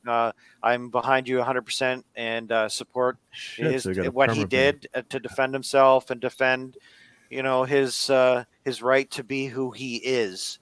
And when that kind of stuff happens, where you know what it's like. It's Twitter. I mean, it's the Twit crowd. They're a bunch of idiots. They went after him and attacked him. And they went after him, and then he defended himself, and he tried to defend himself to the Twitter administration, and they just turned their back on him, and it's just reprehensible. And if I didn't have to use Twitter for communication, I rarely use it anyway, but if I didn't use it for communication, because that's pretty much what everybody's on, I wouldn't be on it. I would just shut it down and close my account. That's where the people are, though. That's the thing. I was just searching for him to see, because I just remembered that too. That he'd gotten attacked it was a week ago, and then I guess your account's still there, and then they eventually just delete. There's no trace of him. It's totally gone. If you need to get in touch with him, let me know. I talk to him every day. So is he on others? Is he on other social media or like Odyssey or? And on Facebook too, and on YouTube. I mean, I think I'm in a at least in the channel of. Is he on Facebook? Yep. Okay, because I need to talk to him, and if you tell him to holler at me, if you would, because see if he's okay. I'll probably talk to him tomorrow. Is it Monday or Tuesday? Thanks. Bobby's asking about him, and I think I have his email, but I can't remember I'll have to find it. But yeah. Yeah, cool. No problem. I can do that. Thank you. Tell him I was just concerned about him. Yeah, he's doing okay. He's really upset with how things have gone, but you know him. He's pretty strong. He bounced back pretty good. Gotcha. And then you can always come back with another name eventually. They can't. You could, yeah. I mean, I'm not condoning that or saying that, but how are they going to know who the heck it is unless you're a super high profile person? I mean, you can just come back another account, and people. So you don't use the same name, but I love that name, Problem Bean. I always love that Twitter handle. It was a fantastic Twitter handle. Yeah, But, and he's a great guy too. So yeah, it's a great handle. Unless I guess you're a super blue check mark. I guess like all these celebrities, you're I guess at the vulnerable to the whims of the Twitter crowd. Yeah, and like Cameron Pasha kept coming back, and I think they finally tracked him down again or zapped him again. Because but he's someone a little bit more profile than, or I got banned by not banned but blocked by Dan Slott, my favorite guy. So I went on my son's account just to see what he was posting. I'm like, really? Why can't I read this response or whatever? And I clicked on his name. I'm like, you've been banned by Dan Slott. It's like, yeah, but I never interacted with him. So I'm shocked I'm not banned, because considering everybody I follow and everybody every single time I like a tweet or something, I'm surprised nobody's banned me yet. Impressive. Yeah, because he uses block bots, so I don't know how you didn't get you. Maybe it's because my avatar is dark skinned. Oh, that could be it. you don't want to mess with an Egyptian god, right? Yeah, that's right. It'd be racist if they banned me. Yeah. Anti-god. That's a shame that a problem being zapped, because you do have a lot of relationships too online that as much as you say we don't like Twitter and Facebook, but then it's where most people are, unfortunately, right? So didn't remember when Parler was getting some traction that got shut down pretty quickly, right? I mean, as soon as they were getting some momentum, it's like, we're not going to pull their web hosts, and guess what? So they really nuked that website. So I do use Discord. So anyone here, that's a good excuse for me to post. Mr. Angel did a Discord for me. And am I in your Discord? I'm not sure. I think you are, aren't you? Let's see. But let me post the link here. Thanks to. Oh, yep. Here's my Discord. So that's a place where the communication's a little bit more free. So if anyone wants to use Discord, or and we just Mr. Angel just made a Clobbering Time section too. So is Clobby's Clubhouse. Clobby's Clubhouse. Yep. I'm looking at it right now. Outstanding. There we go. Yeah. So thank you to Mr. Angel. Cool. If he's. Oh, that's right, because I get your live stream alerts. Great. Yep. So it is a good alternative to. I know, and then people don't like Discord now too, but I don't know. It's not that we don't like it, Mark. It's that it's confusing. Oh, it is confusing. Way, guys, I agree. Since we have a little bit of a lull, I'm going to be the good guy here and help Steve out. Steve's obviously got some stuff going on, and he's beat to death being a daddy. So he's saying he's got to bow out. So Steve, all right, buddy. If you got to go, bud, obviously being a dad's a more important thing than hanging with us. We'll see you next Sunday. That's not a biggie. Go get some rest. Thanks, gentlemen. Y'all have a good night. Feel better, buddy. Talk to you soon. Say hi to Matt. Yep. Will do. Night, sir. And I know I was heading out too until Bobby distracted me. Sorry, man. But you know what? It's great. I really appreciate that that opportunity to talk about one of our fallen members. Yeah. It's funny because a lot of people that I've known have disappeared on YouTube, and we used to chat with them all the time, and I'd never see them anymore. And it's hard when something like this happens, and especially when complications of COVID is just a lot of people have had that issue. And I mean, most of my family have caught it or had it, and we've all recovered pretty good, but a lot of people haven't. So shout out to all them. Shout out to all the YouTubers who have fallen in the line of duty. It's tough missing and losing members of our community like that, or fellowship, or whatever you want to call it.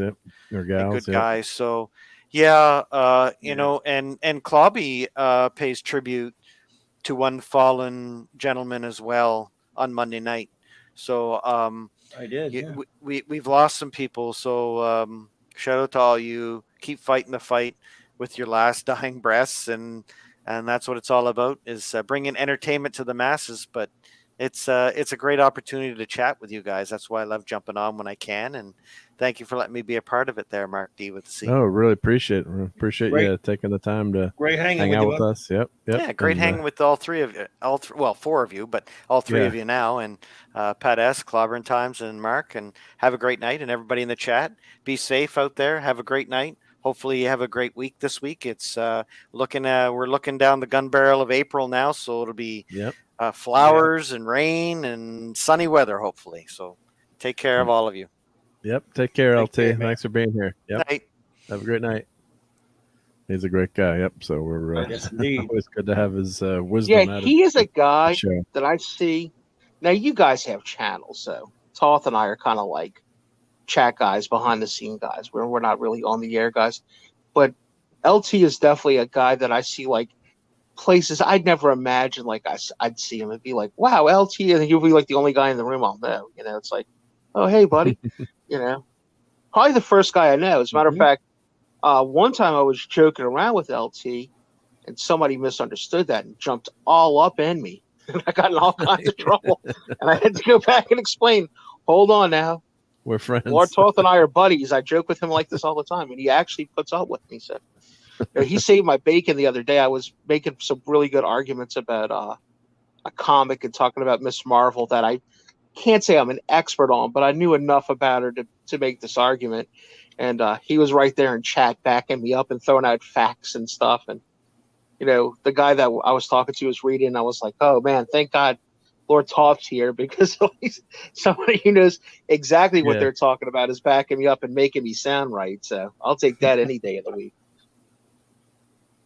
Yep. No, he's a great guy. Yep. Yeah. So I'm just looking at Alpha Omego's channel. Yeah. So his last video was Blake 7 watch along season 1, episode 8, The Duel. I don't know if I was there for that one. I missed one or two. I know Bolstrek was there. I don't know if he knows about this yet. Damn. Yeah, I was going to say, Mark, if you'd have put in the header tonight, watch the last episode of Blake 7. Who knows? We didn't even, before you showed up, Clobby, we didn't even say anything about Blake 7 to each other, and it was just when you hopped on that I ruined it for. I know I messed everything up. He probably had other plans to do something else.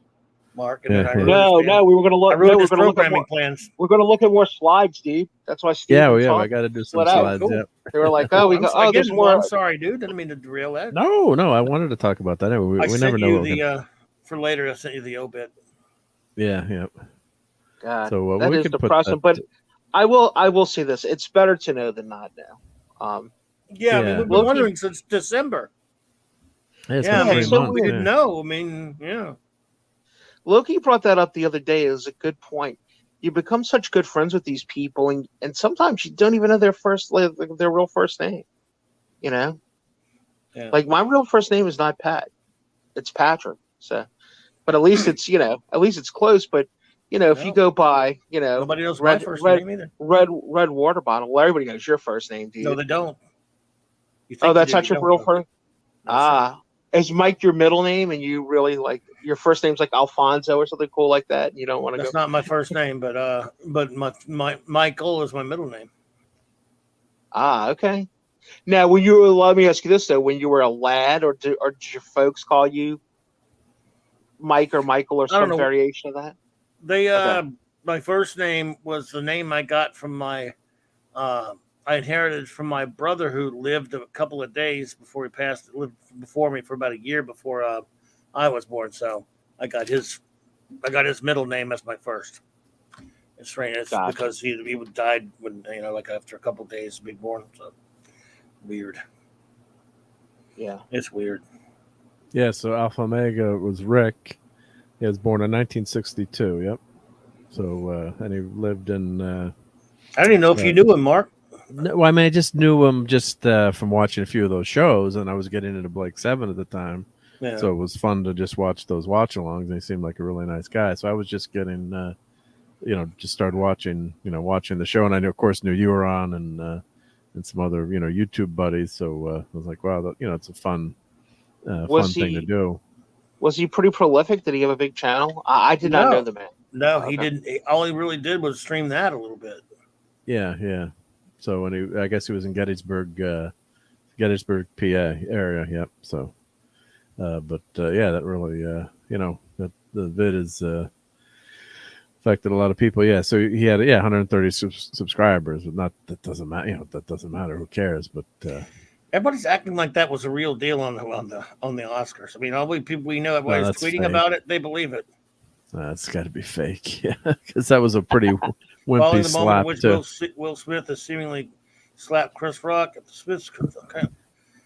You might be right there, Mark. It might just be Smith attention getting ratings. Yeah.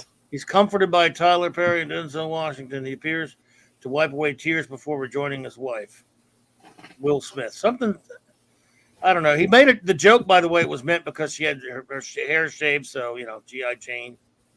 But was he talking about his wife directly, or was it just a He was G.I. talking Jane? about Jada. Oh, it was.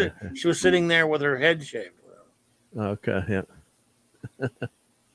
Was it real? Will it be charged? Oscar spiral out of control. Everyone's acting like it's true. I mean, I'm not saying it is that I believe it. Yeah, I'm skeptical. The clip that I saw looked. God, it's got 4.5 million views now. But everybody's talking. I mean, again, it was Lorena Creel. She wrote, Jada gave Will Smith that look that said, "You better beat his ass before I do." Yeah. Everybody's treating it like it's real. I'm not saying it is. Yeah. Well, either way, they're gonna get some ratings. Now. People well, if it's all I know is if it's true, I'd have his ass arrested. He was assault. Arrested, stupid, pampered, privileged, rich ass for punching. Yeah. You can't smack a dude, and you can't. unless you're not supposed to be able to. No. Of course, he's a wuss. I would have punched him back, but okay, if you're gonna be a weenie, then if you don't gonna punch him back, then call the cops. Now they're probably not gonna do anything. But I will tell you this though, Clobby. If I had said that about somebody's wife and I was in the wrong, I'd take the punch and I wouldn't do anything about it. I understand that. I wouldn't hit him back and I wouldn't press charges. Yeah. But I'm not saying you're wrong. I'm just saying if that was the case. But there again, I agree with you. I think there's something behind all this. So. Well, first of all, they're celebrities. They're public figures. He's a comedian in front of an audience. If you can't take getting made fun of, a little joke, I don't care, wife or not, women, men, I mean, they're going to whine about, on the one hand, he can't make a little joke about a woman that's pretty, let's face it, pretty harmless, just about her bald hair.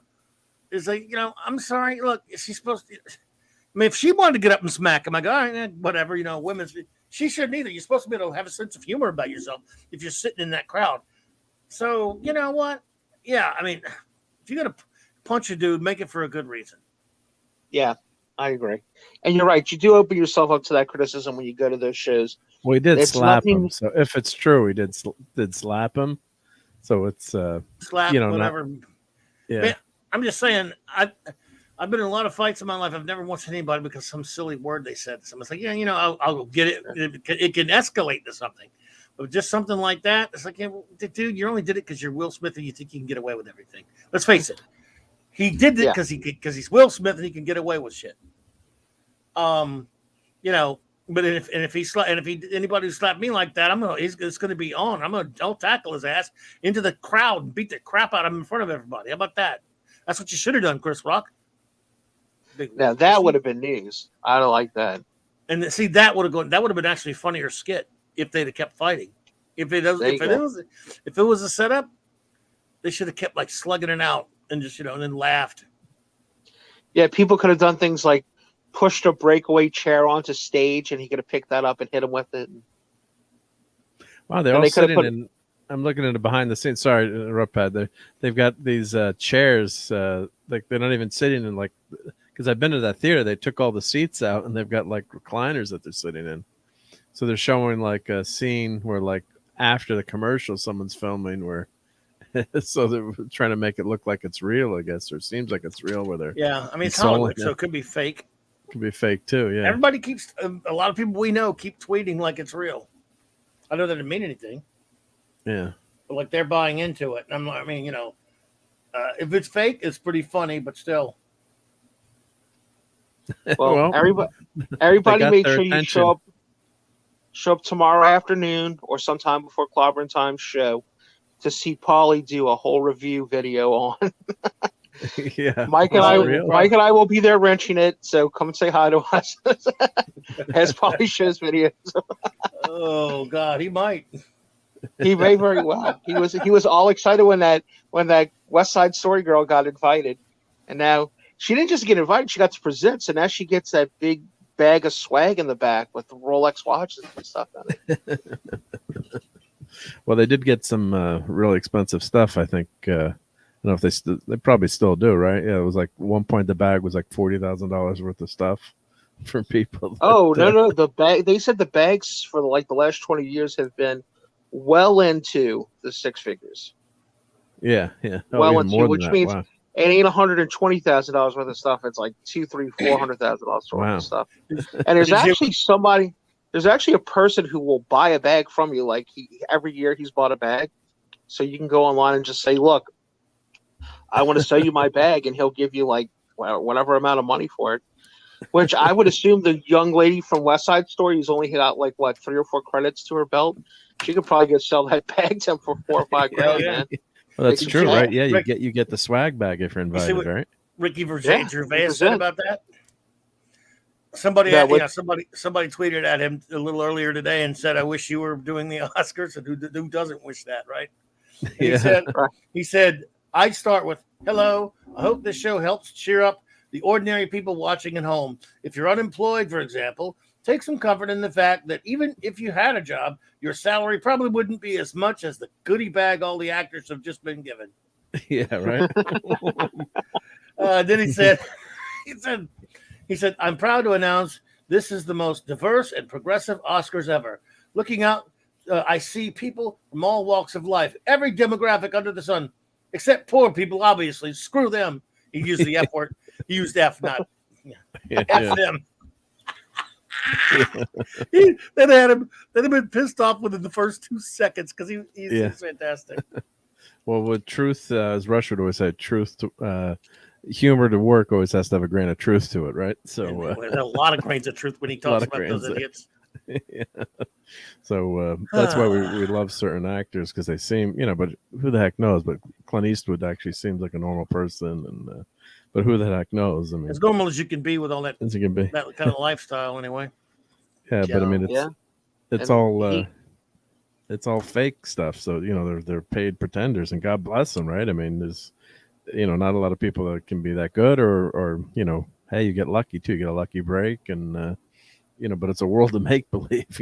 Make it seem like, oh yeah, they do work long hours. I know being on a set's not easy, but when you reach those upper echelons, I mean, it's a pretty pampered life. But yeah, it's just I think that's why the Oscars people don't care about as much. Years ago, like I knew someone had an Oscar party, and they'd have everyone would dress up. They had a fake red carpet, and it was for women it was about all the dresses, and which is fine too if you like that stuff.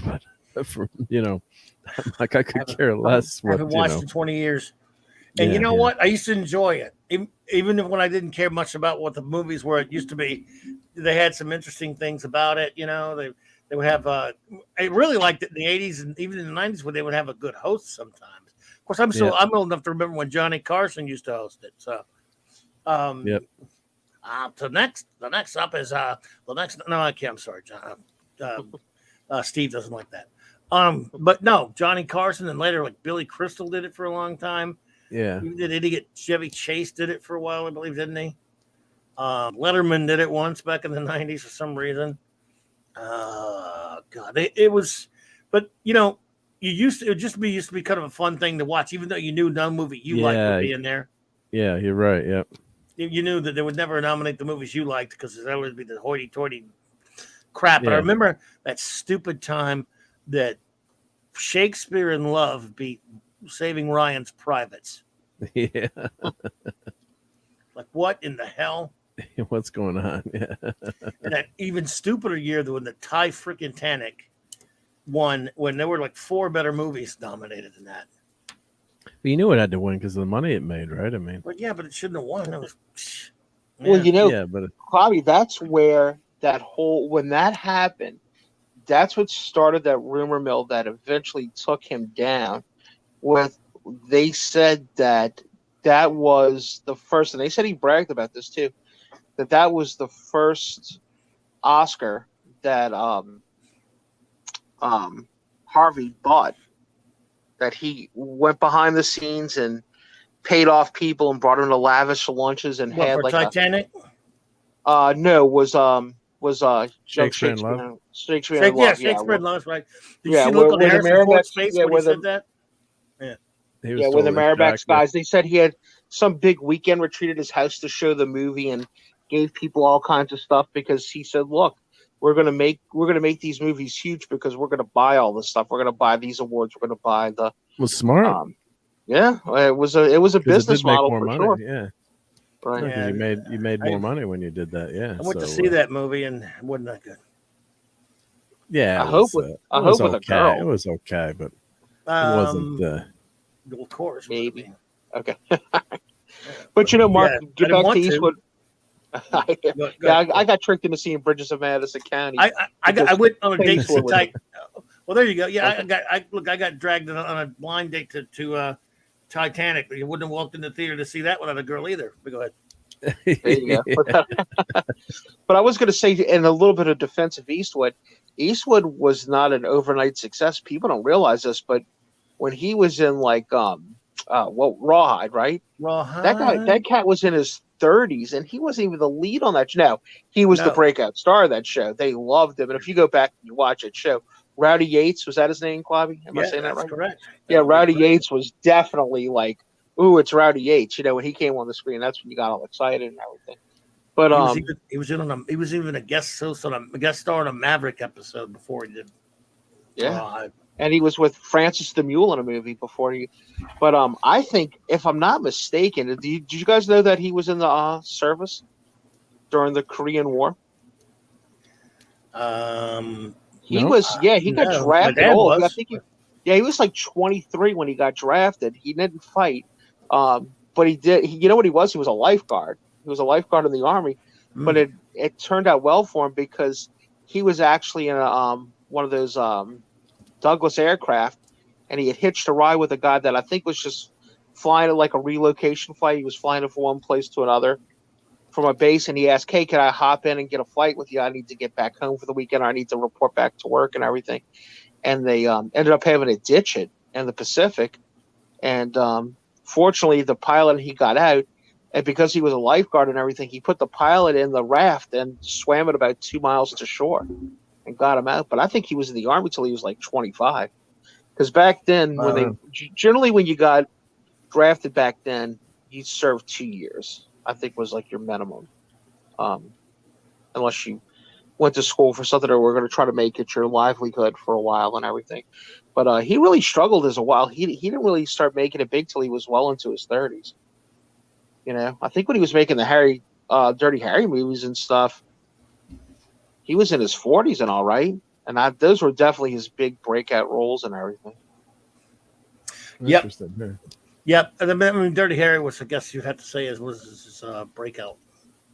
Yes. Well, no, after the Westerns, I mean, of course, after the Spaghetti Westerns. Yeah, of course. I mean, Fistful of Dollars and Good, Bad, and the Ugly and all those, of course, go and Outlaw Tales from Wales and all those. That's true. The big ones, but I mean, those are awesome. If you think you couldn't get much bigger, but then Dirty Harry, boom. Yeah, right. But he did much better than Play Misty for me, which was still a creepy movie. That chick in that movie, yeah, scary.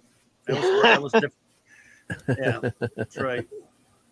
No, but it's just you've got some stars that are just transcend and become part of the culture, and he was in a musical too, by the way. Go ahead. Yeah, that's no, great. But I mean, just there's certain people that's it's just they're an amazing icons, and he sang in a movie, you know that. Which one did he sing? He sang in a couple movies. He sang the main song for Honky Tonk Man. Yeah, Paint Your Wagon, though. I mean, it was a musical. Yeah, I thought that was Lee Marvin, but it was. But because he did write music and soundtracks. Yeah, so Clint Eastwood was in Paint Your Wagon, wasn't he? With Lee Marvin. Was that the movie where the gold dust was in the floors, Clobby? I vaguely remember that movie. He wasn't killing people; he was running around singing, so I didn't watch it much. You know what my dad's favorite Clint Eastwood movies were, as much as he loved the westerns and all that? He was, and these are forgotten films. I don't ever hear anybody talk about these. Every Which Way But Loose and Any Which Way You Can is the other one.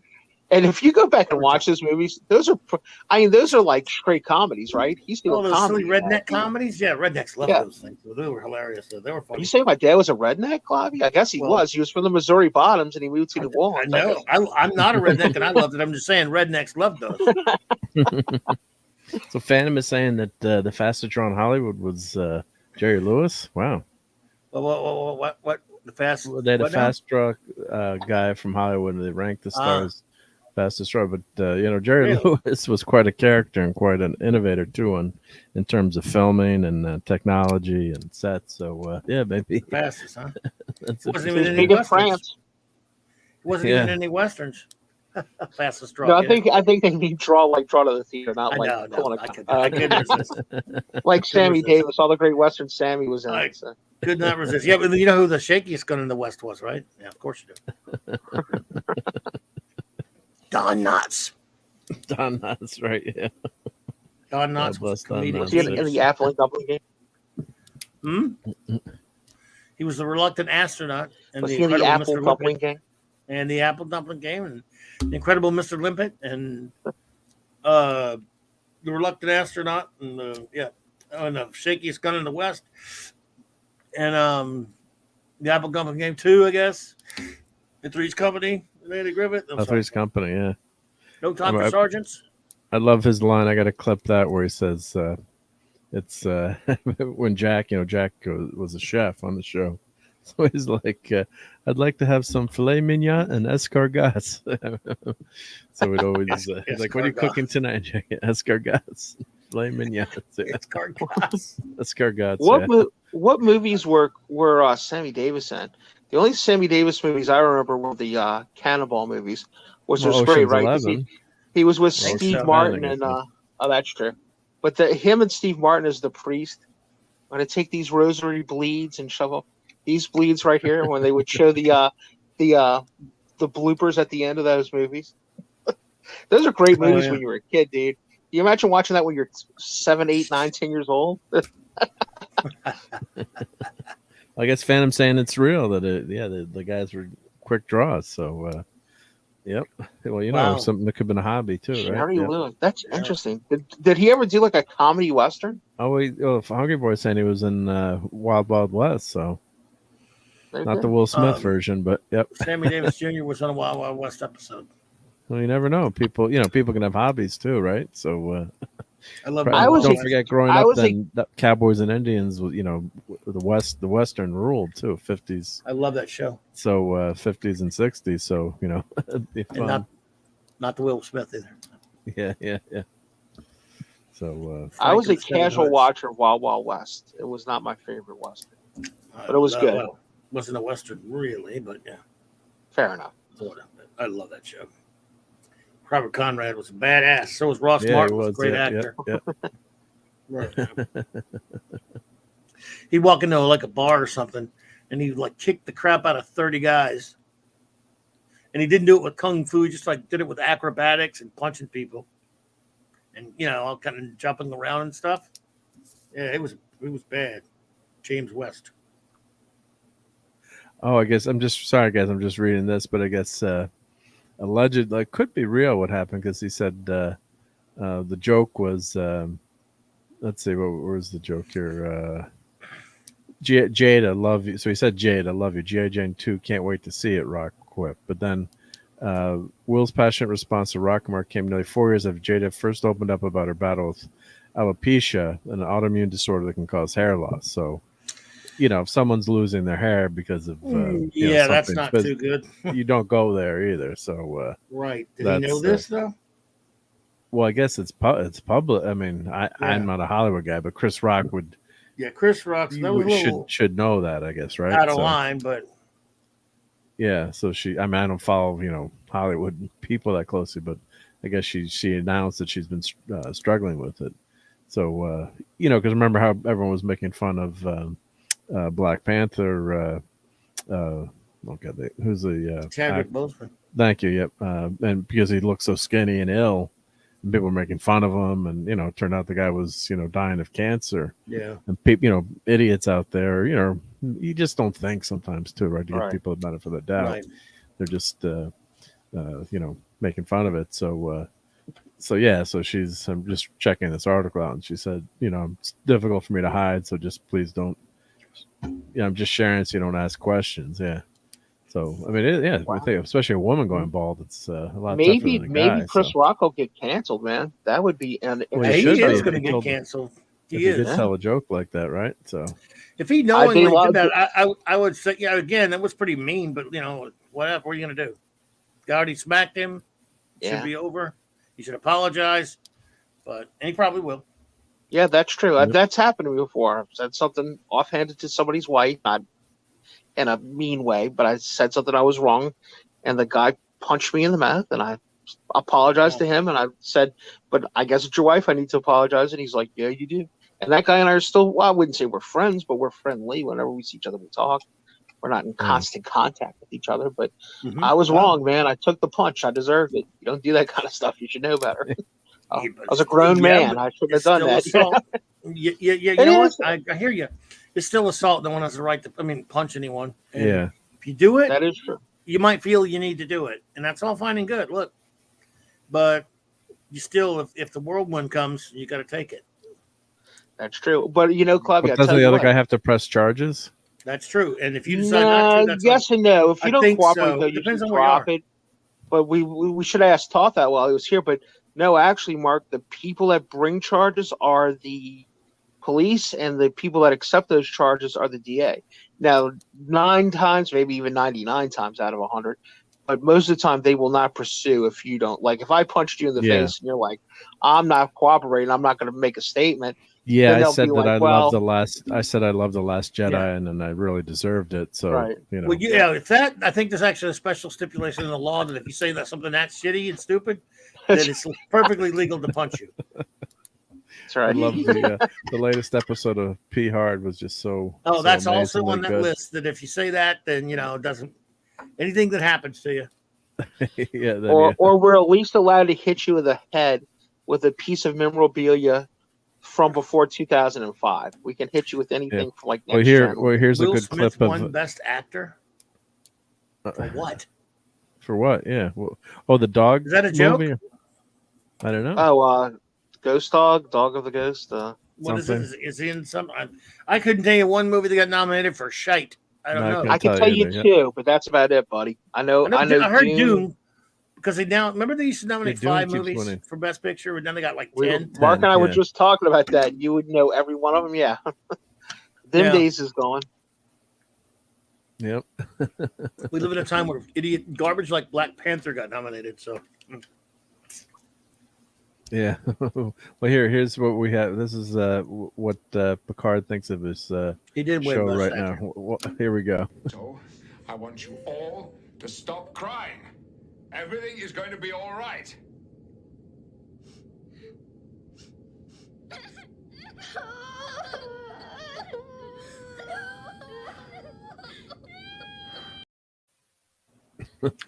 Dune won 6 awards. I'm not sure they're all technicals. I've never even seen it, but yeah. Yeah.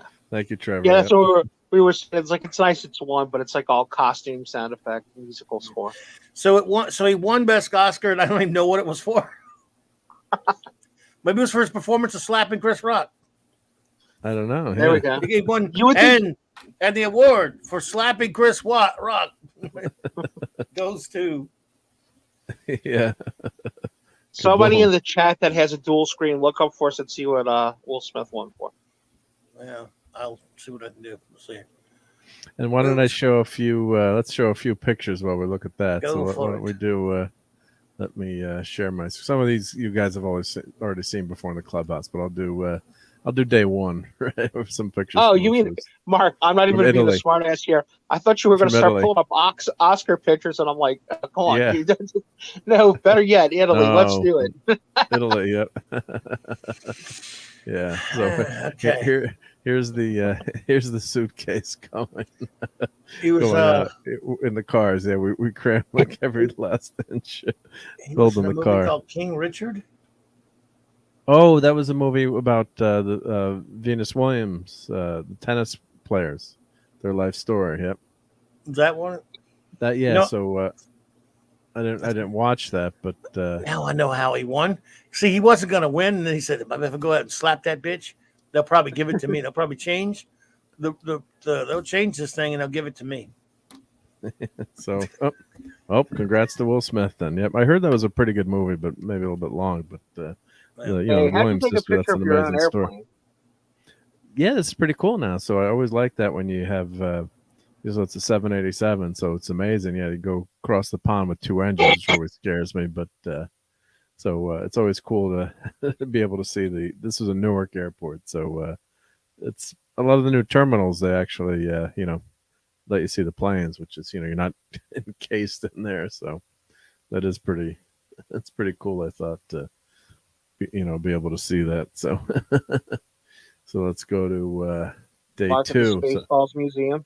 Yeah, this is my, because I was doing Toxic Tuesday. So I've got Spaceballs was my background. Yeah, for that night. So, but yeah, so this is just landing in, let me go here. Yep. Let me click slideshow here. So this is just landing in Italy. So of course, then I'm like, what's this 50-mile-an-hour speed limit? It's kilometers. So they do drive on the right side of the road. But yeah, so we got picked up at the airport, which is pretty nice, by an Uber. So I'm like, yeah, might as well take some pictures. So there's an aqueduct coming in. And just the history there is everything is, this is Rome. We're in Rome. We're landing in Rome, people. So it's everything's ancient. There's no central business district in Rome, Mark? Well, I'll show some pictures, but it's right. Where we were was more of the I don't want to say touristy area, but I guess I will. Just more of residential and sightseeing in terms Understood. of. Okay. Yeah, but there are big, tall buildings in Rome, right?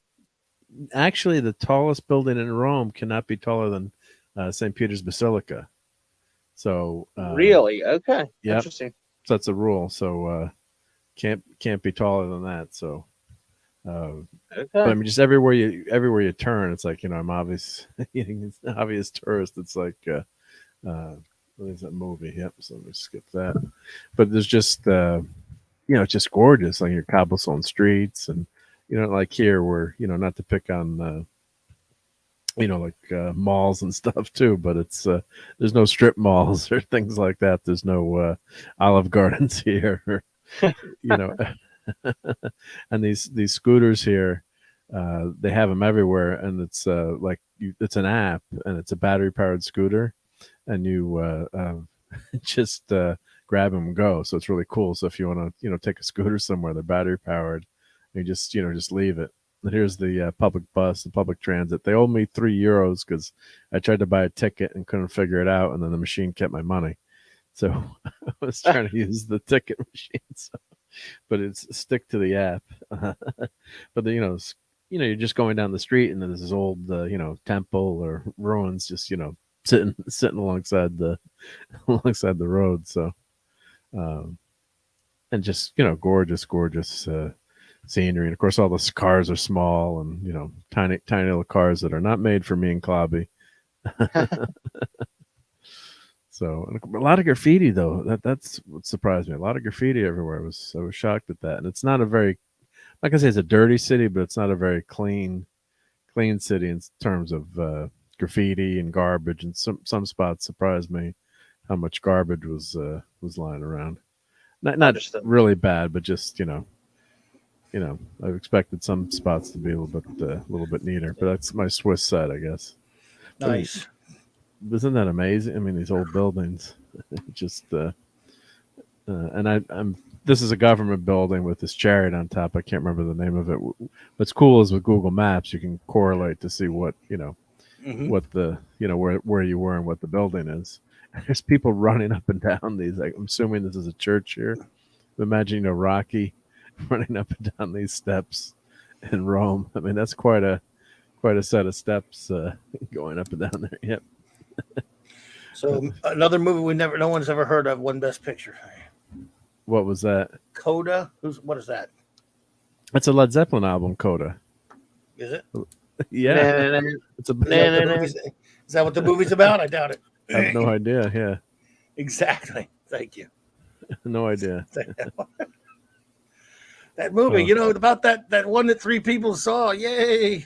And they're all and the thing is, they're not going to make that much more money, right? I mean, it's no, you know, because the way movies go, it's like there's going to be no bounce. Yeah, nobody cares anymore. It used to not be that way though, right? I mean, if you're if a movie won that, they'd get another release maybe. They were saying and it could make up to another 25% of what it originally made. Yeah, but not anymore. Yeah. What was the name of the movie again, Lobby? Coda. Look it up for us, Pat S. Hello, Trevor Cunningham. By the way, is that the movie that was set in Gloucester, Massachusetts? Never heard of it. About the only hearing member of a family and her older brother. It was about deaf culture and. What's up, Red Shirt? Hey, Red Shirt. Yep. Hail. So we're traveling to Rome. This is my first day. I don't know. I never heard of it. It's that movie that no one's ever heard of, that people have heard of tonight because it won Best Picture, and they won't be hearing of tomorrow. Yeah, right. I saw the one that won last year. Are done. Yep. I went and watched it on Hulu. Did you? After it won, yeah, it was kind of bad. Is that one with that was by the lady who did Eternals? Did Eternals win anything? Nope. It did make more money than we thought, though, right? Didn't we look it up? It was 600 million or whatever it was. That. Yeah, I'm not sure. I believe them. Yep. Oh, and Phantom is saying, well, the Vandals did come to Rome. Yep. Vandal Savage? What? Vandal Savage. Yep. And Hungry Boy said you can't buy bus tickets with cash in Sydney. You have to use your cards. Yeah, they did actually have an app for the phone, for your phone, which is what I should have used. But I figured I'd try to use the machine. And what my son said too, they don't always check your tickets, so it's just like randomly they'll check. So if you do get nailed, it's like 50 euros or 90 euros fine. But wow, so you can take your chances too. But yeah. Raquel knew AO also. She said he was fun. He did used to come to the show. Yeah, I think he did. Alpha Omega was in the Saturday Night Star Trek. It's been so long now, but yeah. Yeah, he was there. Yep. Oh damn. Very sad. Yep. I mean, look how gorgeous these buildings. Sorry if I sound like I'm gushing, but it's just every building is. I hear you. I love architecture and this kind of stuff, but it's like just the details and the work that goes into making all these buildings. It's fun fact, by the way. Fun fact about this: you realize this wasn't built in a day.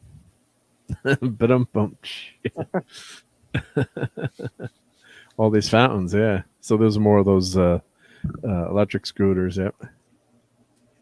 So this is just, I just figured I'd whip the camera out, and of course with your cell phone now too, right? There's no, back when we took trips when we were kids, if we went somewhere, you had one roll of film developed or something, so you chose your pictures carefully, or two rolls of film. You didn't waste your film. So, and this was funny, Hard Rock Cafe in Rome, and they have a very messy burger, which is the player's name, not how messy the burger is. Oh, that was horrible. I apologize, but yeah. Soccer player. New messy burgers. That looks like a mess. Looks like a mess, yep.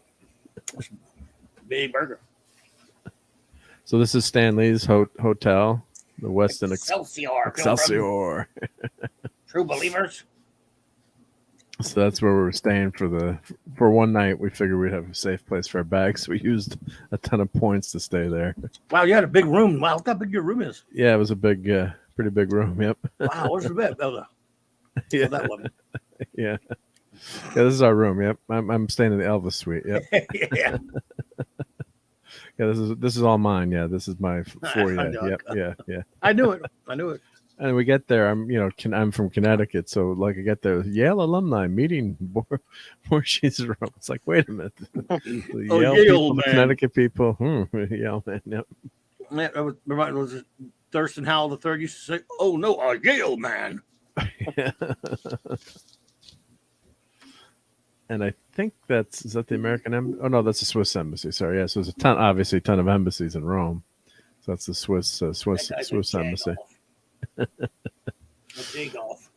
Yep. And I think that could be the American embassy. Let's see. I'm not sure.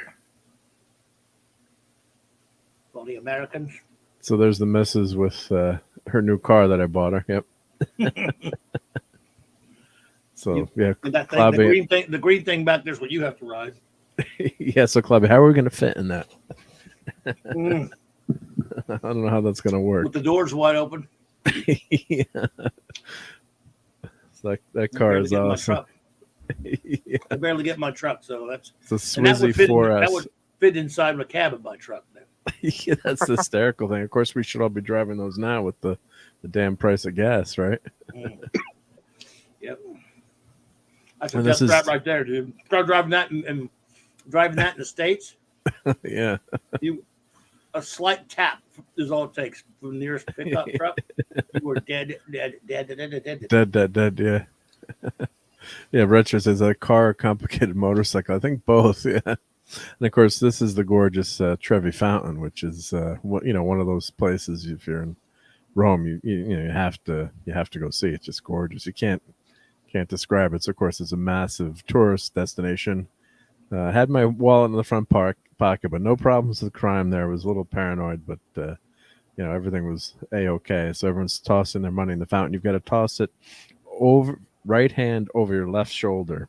So I think 1 coin is your wish, 2 coins is looking for love, and 3 coins is you're asking for divorce or something like that. So whoa, yeah, you can look it up. Fountain there.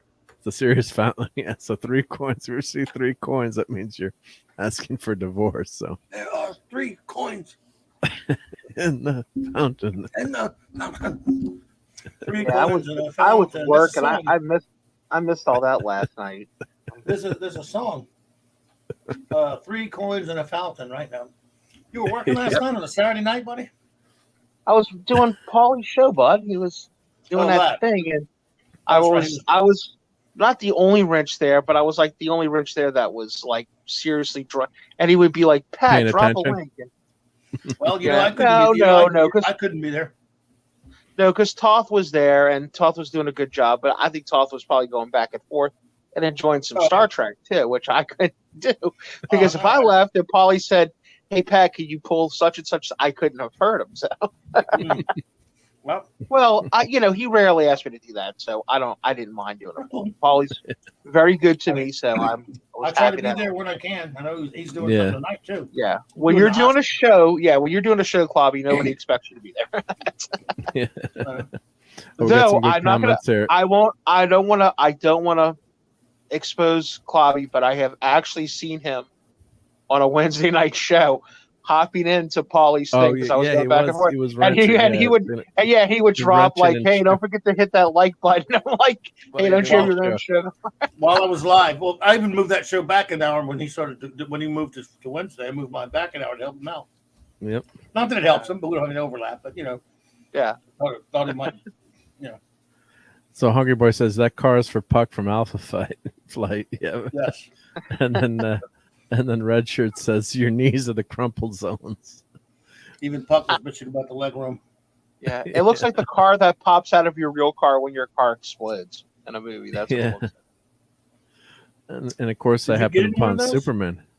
I didn't get in any. I didn't try to get in anything. Yeah, they're probably looking at me really like is disturbing. By the way, it is, but I couldn't resist. Yeah, I said his shorts are too big last week. Remember, he's got the briefs on. Yeah. There so should be more like wait a minute. Let me see him again. Something's wrong with this Superman. Oh, I would say there's quite a few things. The red gloves are wrong. Yeah, yes. yeah. What is with the red gloves? I don't know. I have a sneaking suspicion this might have been something different, and they added a cape and an S to it. I guess. Weird, wild. What do you think? Oh, will you give the belt a pass? Is the belt going to pass? Is that acceptable? Belt's okay. Okay. Fair enough. Superman with a comb over. Yeah, I guess he's going to get a little bit of a comb over there. We all get Spidey older, looks man. Cool, though. It's the movie Spidey, but he looks cool. Yep. So, of course, my wife was like, figures we first day here and we find some superheroes. She said, I can't even go to another country to get away from superheroes. Shit. Yeah. Mark's like superheroes and candy. He actually let go of her hand and ran into the building. She's like, "Mark, come back." Candy. What have I said about you running off? Candy. For superheroes and candy. So like you walk into a courtyard and there's just gorgeous old ruins there. It was a building you can go in. You know, some artwork in there you could look at. But there's I think there's the Corinthian columns. I get my columns wrong. There's 3 different types of columns. But so there's me with Superman. Yeah, so the picture I sent back to you, Raquel. You can tell Mark's a little leery of that Superman too. He's not going up and hugging her, putting his arm around it. He's just kind of like He looks a little. Those gloves. Yeah. Yeah, the trunks are weird, but the gloves are. Yeah. What the hell? And this is one of the most famous buildings in history, of course, the Parthenon. Hall of Justice. And later, the great the Hall of Justice. Justice. Yeah. The great Mr. Angel has got a Discord group on Rome, and he posted some links too. So if you want to, it's always fun to watch. I was watching a bunch of YouTube videos about the Parthenon in different places. So it's always good to aside from going in and how gorgeous it is. This day we didn't go in, but it's nice to know a little bit about it. So the building was actually one reason it survived like this, because it was converted to a Christian temple or church, I should say. Very early on, so it didn't get razed or destroyed because it had been converted. So, and when you go inside, I mean, it looks kind of worn out outside. Yeah, you need a coat of paint, but oh my god, it's gorgeous on the inside. And it's got rich. Hey, yep. Superman wears boxes on the outside of his suit. Yeah. Does he wear underwear on the inside? Or does he go like wear his Clark Kent underwear? No. And wait, if he wears his suit under his sports coat and all, like his work clothes, what does he do with his work clothes when he changes? Like, where does he stash this? He compresses them so tiny that they're like the size of less than a pinhead, and they put it stores. Like the Flash ring when his costume. It's actually similar, but it's a different type of compression. Yes. Yep. Cool. But yeah, so if you're in your room, you got to see the Parthenon, and and Hungry Boy says rich Corinthian leather. Yep. So I think I'm gonna mess up the translation, but I think it's the name of the emperor. It's like I built this basically on top that's left, and there was I built that. Yep, and all these holes on it's tough to see, but can I zoom in here? No, I guess I can't zoom in. But they basically during the Middle Ages, everything that had metal, they needed the metal, so they just would pull the metal off of everything. And melt it down and build different things. So there was a big eagle that was on there. They had drawings of it and just different sayings on there. So they would scavenge for metal. So there you can see the holes that are there too. So they have artist depictions you can see of what it would have looked like. And there was a roof, a brass roof underneath it. So they said the popes, scavenged the stuff and used it to build other things. So, but just really majestic, and these columns are all one piece. So they're from Egypt, and the ones on the left that are different color. It's tough to tell when you're there. You can see it. Were built or placed there in the 1700s to replace columns that were failing. But think of that, these columns are brought back from Egypt, one piece, across the ocean. No machines, nothing mechanical. Obviously probably slaves bringing them back, but just imagine how difficult it was to take. I was worried about getting my daughter's bed down in New York City, in the back of the van. It's like 60-foot column. It's just really incredible. That is impressive. Yeah. And Mark, we still do that to this day. Like there's a pretty famous park in New Orleans where the roofs are actually made of copper, but they don't. And somebody asked me one time, it's like, man, why don't they shine this? That would look really nice if I'm like, man, you don't shine that up. What's wrong with you? If you let everybody know that was copper, it's kind of like out of sight, out of mind. Somebody would come and tear it off of there, recycle it. and look, in case people are like, no, they would not at a famous park. I'm like, oh yeah, they would. They were stealing brass vases off of people's graves, above ground graves, and going to recycle. And they caught the guy that was buying them and put him in jail for 4 years, man. So like 85, people's clean remains and stuff. Yeah, Yeah. it happens. Yepper. So here was our first meal in Rome. I'll post the or show you the website for the restaurant. But there were, my wife and daughter did a ton of research on like all these great restaurants to go to. So I got to do just like a food show eventually, or do like a video like all the places we went to. And we didn't have one bad meal when we were there. It was just amazing. And I only gained like 5 pounds because you're walking like 8 miles, 10 miles a day, so which was good. But so we're at we got jet lag this first day. So of course it's always good when you go to a restaurant, just like let the person order for you. Maybe not so good for the bill, but we're new, and they're all very friendly. We're like, obviously you speak English, but this restaurant only had like 2 times the whole week open to make a reservation, and we started like 3 months ago trying to find places. So we're like, we only have one. There was like a 10 o'clock, 10 p.m. They eat very late in Italy. They eat like 8:30, 9 o'clock is like prime time to eat, and like me, very very late. There's no early bird special there, and Your like early me, bird I'm special eating at all day. 7. Yeah, so that's all different kinds of prosciutto, speck. Hey, Andrew Jill. So this is the food portion of the trip. And God, this was delicious. This middle one here, I don't know what the heck it was, but I gotta look up the menu. It was just so good. Did it taste like bacon? Because it looks like it. Yeah, this one tasted like bacon here. Yeah, so they're famous for their, prosciutto and smoked meat. Oh, it's just so good. So now, Mark, did you put that on something, or did you just eat it off the plate like that? You just eat it off the plate. There's bread, but you could just eat it off the plate. And they had like we asked the waiter, like, well, what do you think? And we're traveling with it was my family. My son's there a semester abroad, and then my daughter had a couple of her friends join us from college that just graduated, and no one's been able to travel. So we got Captain James D. Skywalker. Hey, Captain. Captain. I thought it was my eyes are bad. I thought it was going to say Captain Cockney Spock. He's been away for a while. I thought it was Captain Spock for a second. Sorry, but I'm wearing my glasses tonight, which is an old prescription. But so the waitress, said, here's some, I think you like this, and this. So and this was like a ham, and then they have it's buffalo mozzarella with buffalo milk. Delicious. Yeah, I know, probably Clabby not your favorite. And then like another mozzarella with tomato, of course. But, I didn't even know they had buffaloes in Italy. That's pretty impressive. Yeah, and mortadella ham with cheese on it. Doesn't look great, but it was good. I don't know Bobby can eat everything on there besides that tomato. You have to scrape that green stuff off. Yeah. No tomatoes. And of course the pasta comes out. Eric, and you order. Hey, Eric K. How's it going? What's up, buddy? So hopefully I'm making you hungry. So this was a Parmesan cheese on pasta, and the pasta is very al dente.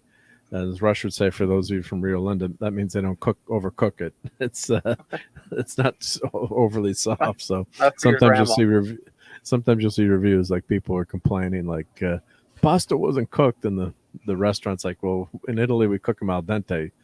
You stupid American. They don't say that, but yeah. But the pasta. If you really want to insult him, Mark, ask for ketchup. Ask for ketchup. Oh God, that would drive him crazy. Yeah. And this is the dish of Rome, carbonara pasta. So it's actually pig's cheek or like a kind of a ham. And it's delicious. That's the best meat on the pig is the pig's cheek. It's like a bacon. It tastes like bacon, and the pasta with egg. It's like an egg cream. It's like an egg sauce. And I think there's butter in it. It's a very simple recipe, but and some black pepper. But oh God, it hits the spot. That's the most famous dish in Rome. So you're not getting spaghetti and meatballs in Rome. If you ask for spaghetti and meatballs, it's you don't want to eat there because that's a tourist place, or they make like marinara sauces, but meatballs is an American invention. Yeah, I hope this stuff comes with unlimited soup and breadsticks, buddy. That's not a very big portion. Well, the portions are big, but the appetizer, I think my daughter's got pictures of their appetizers. We had like 4 or 5 different appetizers. So, I mean, the appetizers were outrageous. Like, were you full? Were you full or not when you left? Okay, there's that answer that. Okay. Yeah. So there were. I gotta get my daughter's camera roll from her iPhone, but there were like 4 or 5 different appetizers that we got, and there was what the heck else? We got a couple of other meat appetizers. Like they brought out like a ton of stuff, and I think we got pictures. I was trying to get pictures of everything, but oh yeah, it was plenty of food. Yeah, but that was the funny thing. Like, and we couldn't bring all the food home because we don't have a use a refrigerator. So like the restaurants, they're like depressed. You're like, you didn't finish it. You didn't eat that much. It's like, because it's like almost like get insulted. It's like you got to finish the meal. So then we said we're too stuffed for dessert. So then they brought us like these little donuts. They're more like cookies, like hard cookies, and it's either Nutella or chocolate. So yeah, so they just like, well, you have to have dessert, So, and you don't get the other thing is you don't get tap water in a restaurant there. You can't ask for tap water. You've either got still or sparkling. So you've got to drink water out of a bottle. So they're not giving you water. So you got to pay for your water. Wow. And there's just some pictures from inside the restaurant. It was pretty cool. Pretty nice. But we were zombied out from jet lag too. So it was a great meal. Yeah, Phantom said, yeah, antipasta. Yeah, all different kinds of antipasta. Yeah.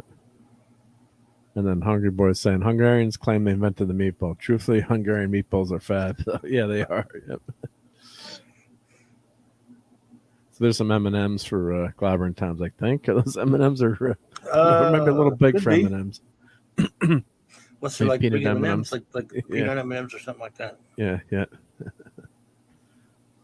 And it was just a toy store, but it wasn't like a comic book toy. It was more like handcrafted toys and wood toys. Yeah. No action figures in there, unfortunately. Damn it. So, yeah. So that's just another, some other streets. But we were just so wiped out that first day with jet lag. We enjoyed the first meal.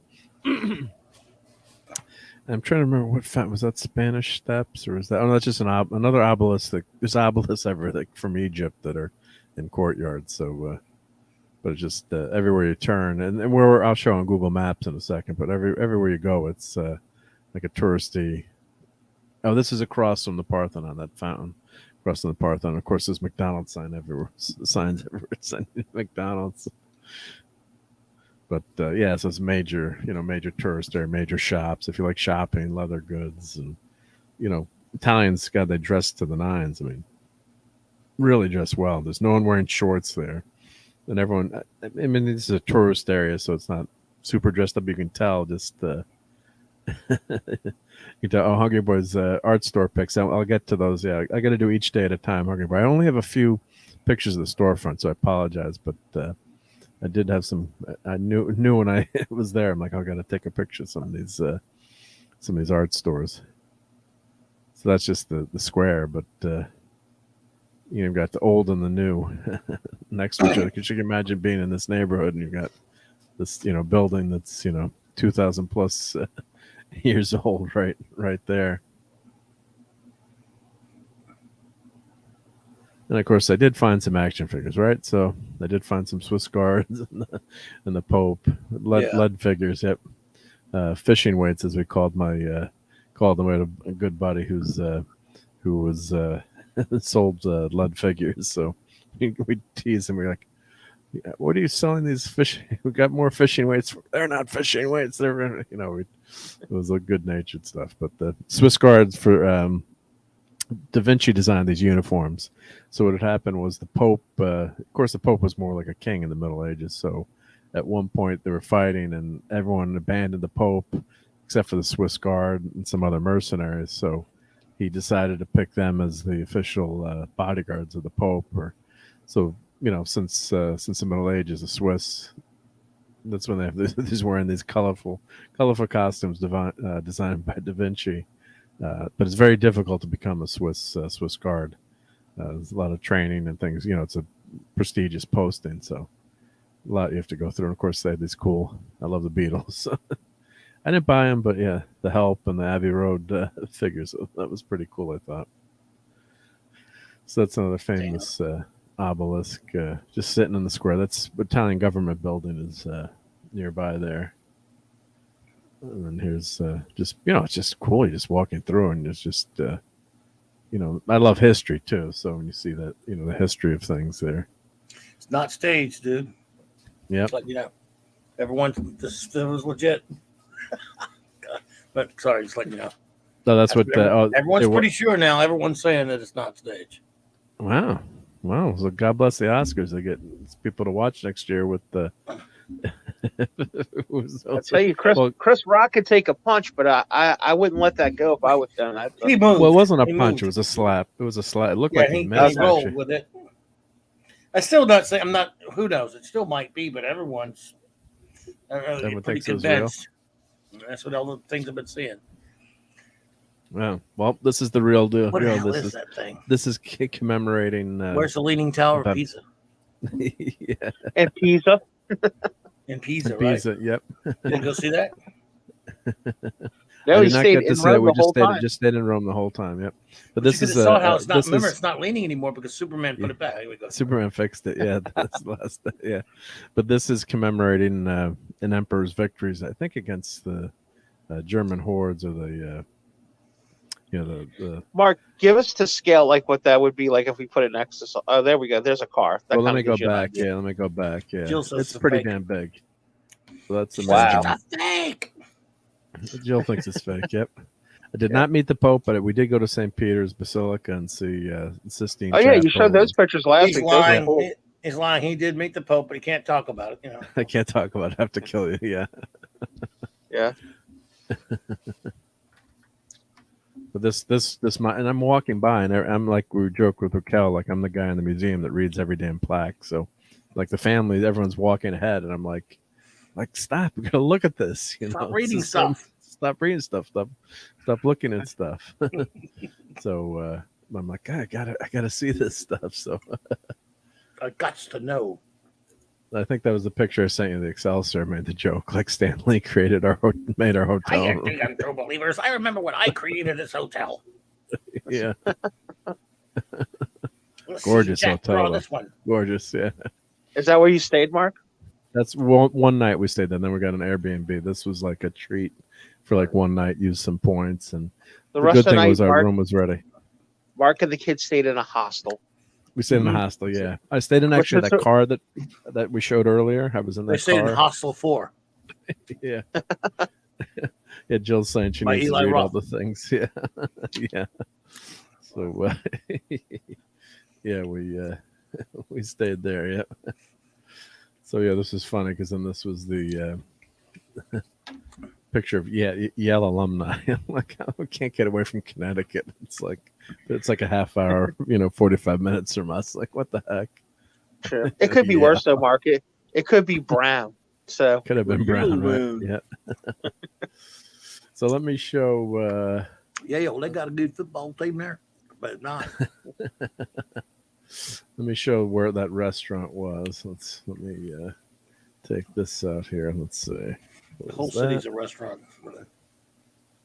He says they're all a-hole, sir.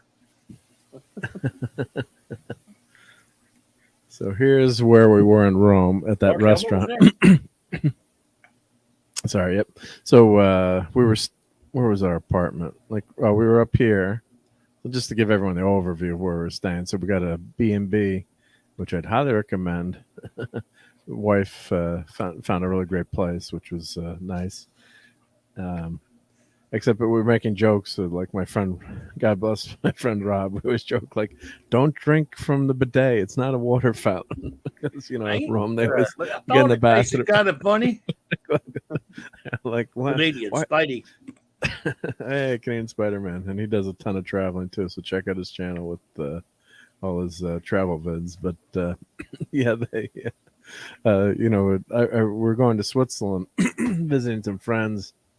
And we'd been a long car ride, and we get out of the car, right, and you gotta go use the bathroom. So I go to use I think I'm going to the bathroom or into a bathroom, and I don't speak French, and my friend dad's the kid, he's like waving like no. So I go in. I'm like, I come back out, I'm like, Mom, why was there a water fountain in the bathroom? She's like, that's not a water fountain.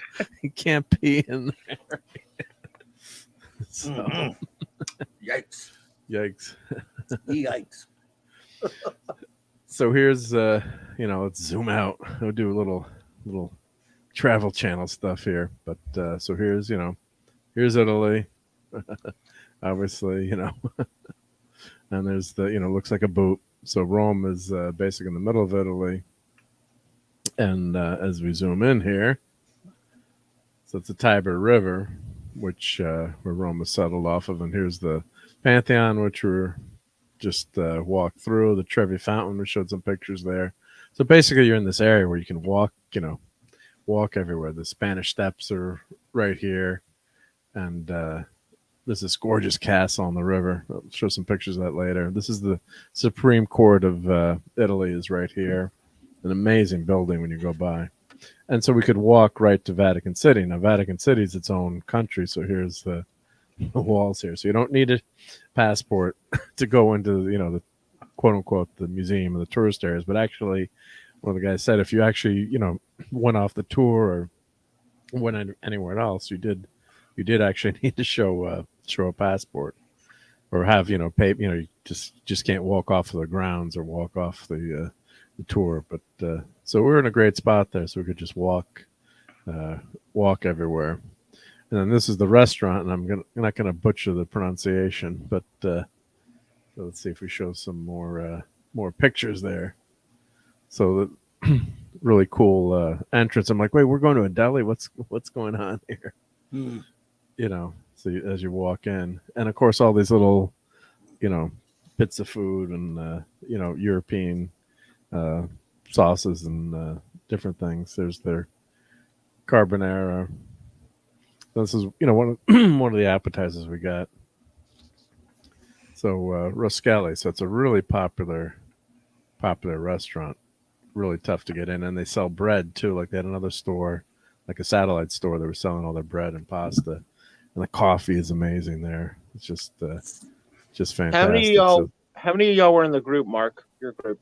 We had let's say so. It was my family was 5, and then two traveling with my daughter, so 7. This meal my son didn't make because he was studying for finals. Oh, this is another appetizer. We got buffalo. Oh, it's delicious. It doesn't look good. Oh, so good, Clobber. You're not a cheese person. But Clobby, you don't eat cheese. Cheese? Well, yeah, but it doesn't look like cheese. I love cheese. Okay. That's cheese? Yeah, it was that's cheese. Yeah, it looks like, but it was sun-dried tomatoes. Oh, that's right. Yeah, that's a problem. Yeah. Yeah, I'm not a fan of that sun-dried. Clobby, let me ask you this: when you go to a crawfish bowl, like let's say you have to go to one because it's somebody's. I've been to them. Will you eat the sausage and the potatoes that they boiled in the crawfish cheese? Most of the ones I've been to didn't do sausage, but they did potatoes and corn on a cob, and yes, I'll eat that. Okay, because that's actually some of the best stuff. I got like if you told me, if you told me all you can have is the other stuff besides the crawfish, I've actually done that before because I didn't want to sit down and get all juicy with crawfish because I had to go someplace afterwards. So I'd eat some potatoes and put some of that sausage on a bread. Yeah. Have you ever been to Kenner Seafood? Yes, sir. Of course, Kenner Seafood. Went there Friday with my mom and dad. They brought me there. And so what do you eat there? I didn't eat no seafood, of course. He had a hamburger. No, I had a fried chicken pasta, Alfredo. Chicken Alfredo pasta with fried chicken rather than grilled. That sounds good. Not bad. Good place, nice place. They love it there. Of course, they give you a lot. Now you'll eat gumbo with that. I like fish. Oh yeah. Yeah? Oh my God, my mom's gumbo. Turkey sausage gumbo. I thought you didn't like fish, Clobber and times. No, I just don't like filthy bug things. I mean, a bug no, thing. he I like catfish. Oh, we got artichokes too. Yeah, I forgot. That was one of the things we got. Was artichokes are really big there. Those were delicious. Yep. It might choke Artie, but it ain't gonna choke Stymie. Hey Mark, when you had everybody with you, when everybody just kind of like look at you and go, "You're picking this up, Mr. Mark." Well, the kids we were traveling with, we all, since it was such a long trip, we split stuff up because it was just, some of the meals we treated, but they offered to chip in and stuff too because it's, you're there with a week with with a week with. Of course, we made our kids pay extra. So yep. Jill, you'd like that seafood. You'd like the seafood down here then. Yep, and I'm forgetting what this is a famous dish. I'm forgetting. I got to look the cheese up. Oh, it was just so. I got to grab the menu. But it was just it was damn good. Yep. And the desserts there are amazing too. And the other interesting thing is they don't eat like eggs for breakfast. Whenever you have breakfast in Italy, it's just it's something sweet, like it's a croissant, or they have like a cream-filled croissant or pastry, and then you got your cappuccino. Yeah, they do that, cappuccino right? in the morning. In France and Sweden too. It's a lot of like. Actually, in France, it's pretty much cafe au lait and this baguette. Enjoy. Yeah. Yeah, it's a very light breakfast. Croissant's more like for lunch, right? Exactly. Yeah. Ooh, cannoli. We didn't get the cannoli there. Croissant. You didn't get any cannoli while you were there? Not in this. No, I mean not in this restaurant. We didn't get the cannoli. Oh, okay. I was going to say. Yeah, yeah. You could walk and eat a cannoli, dude. You don't even have to stop for that. Yeah. Is that cornbread? I don't know. Yeah, it's cornbread. Cornbread. Looks like it. It's cornbread. It does look like cornbread. Yeah. I know it's only in the South, but love me some cornbread. We did get another meat dish, any pasta dish. Yep. I'm trying to remember the name of that. And of course, then they had their shop too, where you could get all their food. And I was thinking of Lucy smuggling back the meat, or it was the cheese she was smuggling back on the plane. I Love Lucy. Remember that episode where she's trying to bring it back? Yep. Boy, That Mark, looks they like really gnocchi pushed to those me. cookies, huh? They did push those cookies, yeah. But so hopefully I'm making everyone hungry here. Let's see if they got another couple of. It's a lot of pasta, but simple pasta dishes too. It's not. That was the bread that came. That was really good. That came with that mortadella. Not a lot of fancy. I shouldn't say fancy is the wrong word, but they're very simple, basic dishes, but tasting really good. Oh, and this is the other thing we got too. This is the rice balls. Klobby, you would like these maybe. So it's rice Boudin with that meat in the middle. So that sounds like a boudin balls, doesn't it, Pat? Yeah, it does exactly. Yep. I like a boudin balls. Those are the ones that don't have any filth in them. Yeah, so ones they just have like meat rice in them. Yep. Meat. Yep. That's boudin balls. That's what that is. It's probably. That's what they call that here. I think. Those good eats. Yep. Oh, there's an octopus for you. Ugh, you gotta be ashamed of yourself. Those things are intelligent. Now they're life sentient forms. now, right? Yeah. Now they're saying that we shouldn't eat octopus. They're too smart. Discovered a new life form, and you ate it. I ate it. Yep. Now I'm getting really. God, you can see how popular this place is because they're. And that was and we did get a mozzarella. Yeah, so we got a lot of appetizers. That was the other, just like regular mozzarella. So well, here, let's check the. That's enough. I guess that's enough food pictures, right? Everyone's still with us. Yeah. Mark eats his way to Rome. There we go. Yeah. So let's see the menu. Hamburgers. Let's see what that was on the menu. Yep. Hamburgers. Yep. So anyone speaks Italian, yeah. But I'm trying to think of what that. What that cheese was. We had it so many different places. I think it was Pompadour, I think. Right here. Sounds like. I think that's what that was at the Pompadour. But even simple menu. Of course, they cater to tourists there, so they have an English menu too. I'm like trying to, trying to translate, but they had an English menu. So yes, they have all these hams and great antipasta and and you don't tip there too. That's the thing. You actually just pay the bill. You leave 1 or 2 euros. You don't. Everything's included. With a meal, so you don't tip there, which was interesting. But yeah, it was a fun. Oh, sardines! There you go. There's some of my favorite sea bugs there. I did get something with sardines one night. A sardine is a fish. Bobby might eat that. Fish, yeah. Well, here's what I wanted to show. Yeah, the carbonara. These are the classic. The classic catfish. That's about it. And catfish. Yeah. and like a. You'll eat trout. That fish at Piccadilly that is like a block that's just you don't know exactly what kind it is. I think it's supposed to be cod or haddock. Cod, there we go. cod. It's cod. I'll eat that because it's square. Cod, yep. It's a triangle. But so here's the classic dishes: carbonara. So it's spaghetti tossed with crispy cheek pork. I love the translation.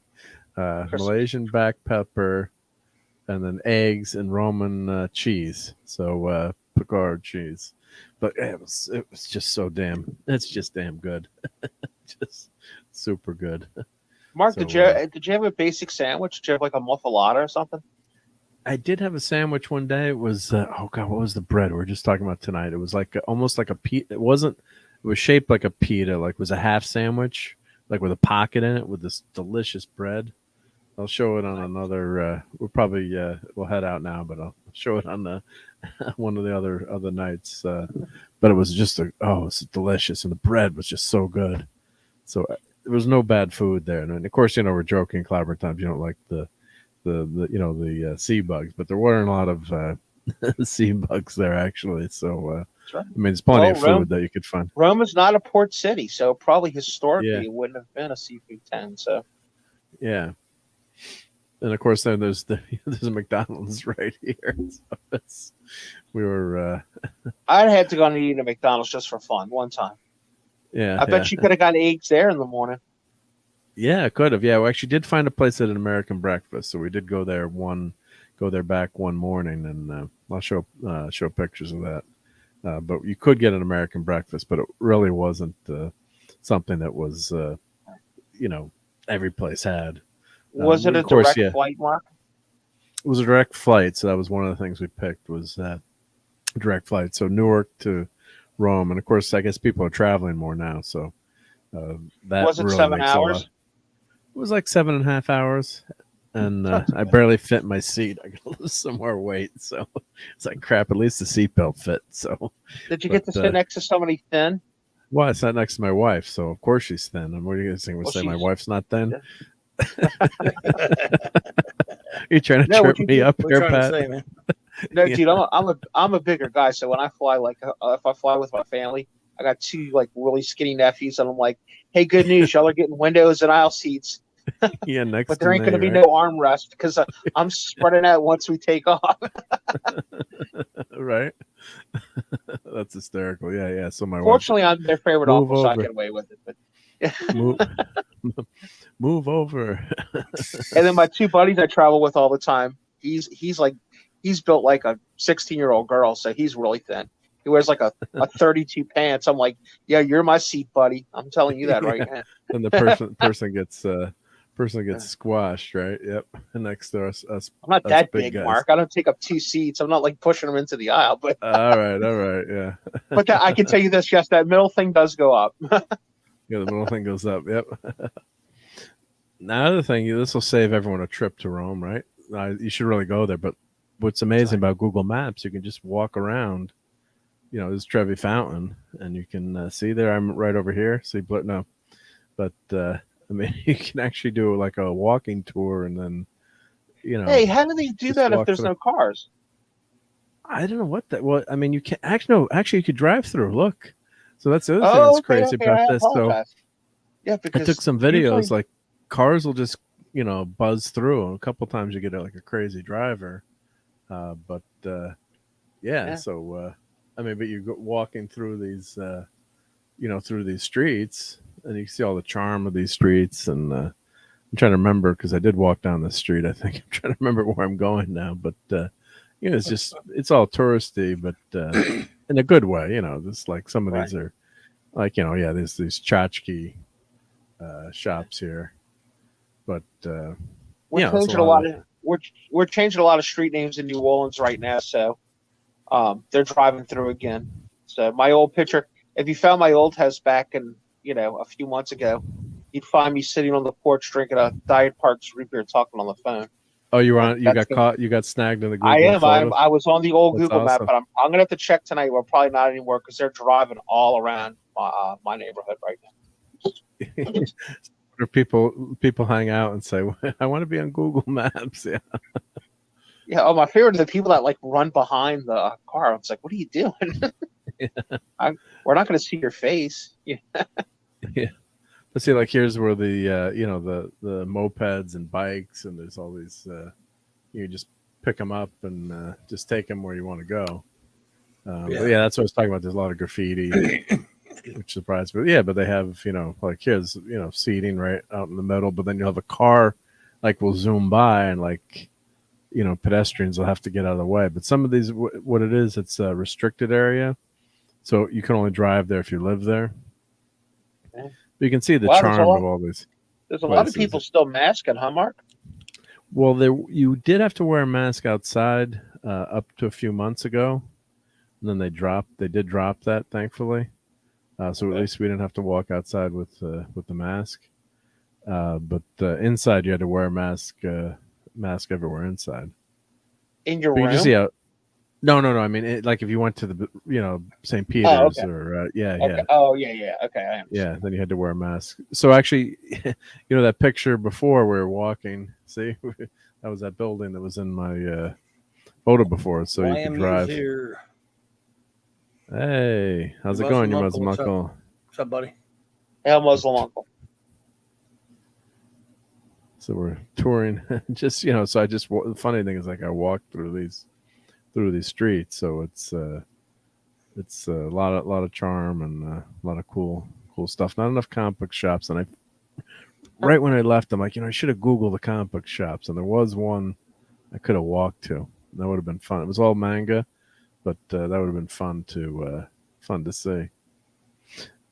And the other tip is too. They said if anyone is at the restaurant and like trying to get you to come in, like don't go there, because if it's a good restaurant, they don't need you. It's they're not going to try to attract you to go in. So yeah, well, that's a good point.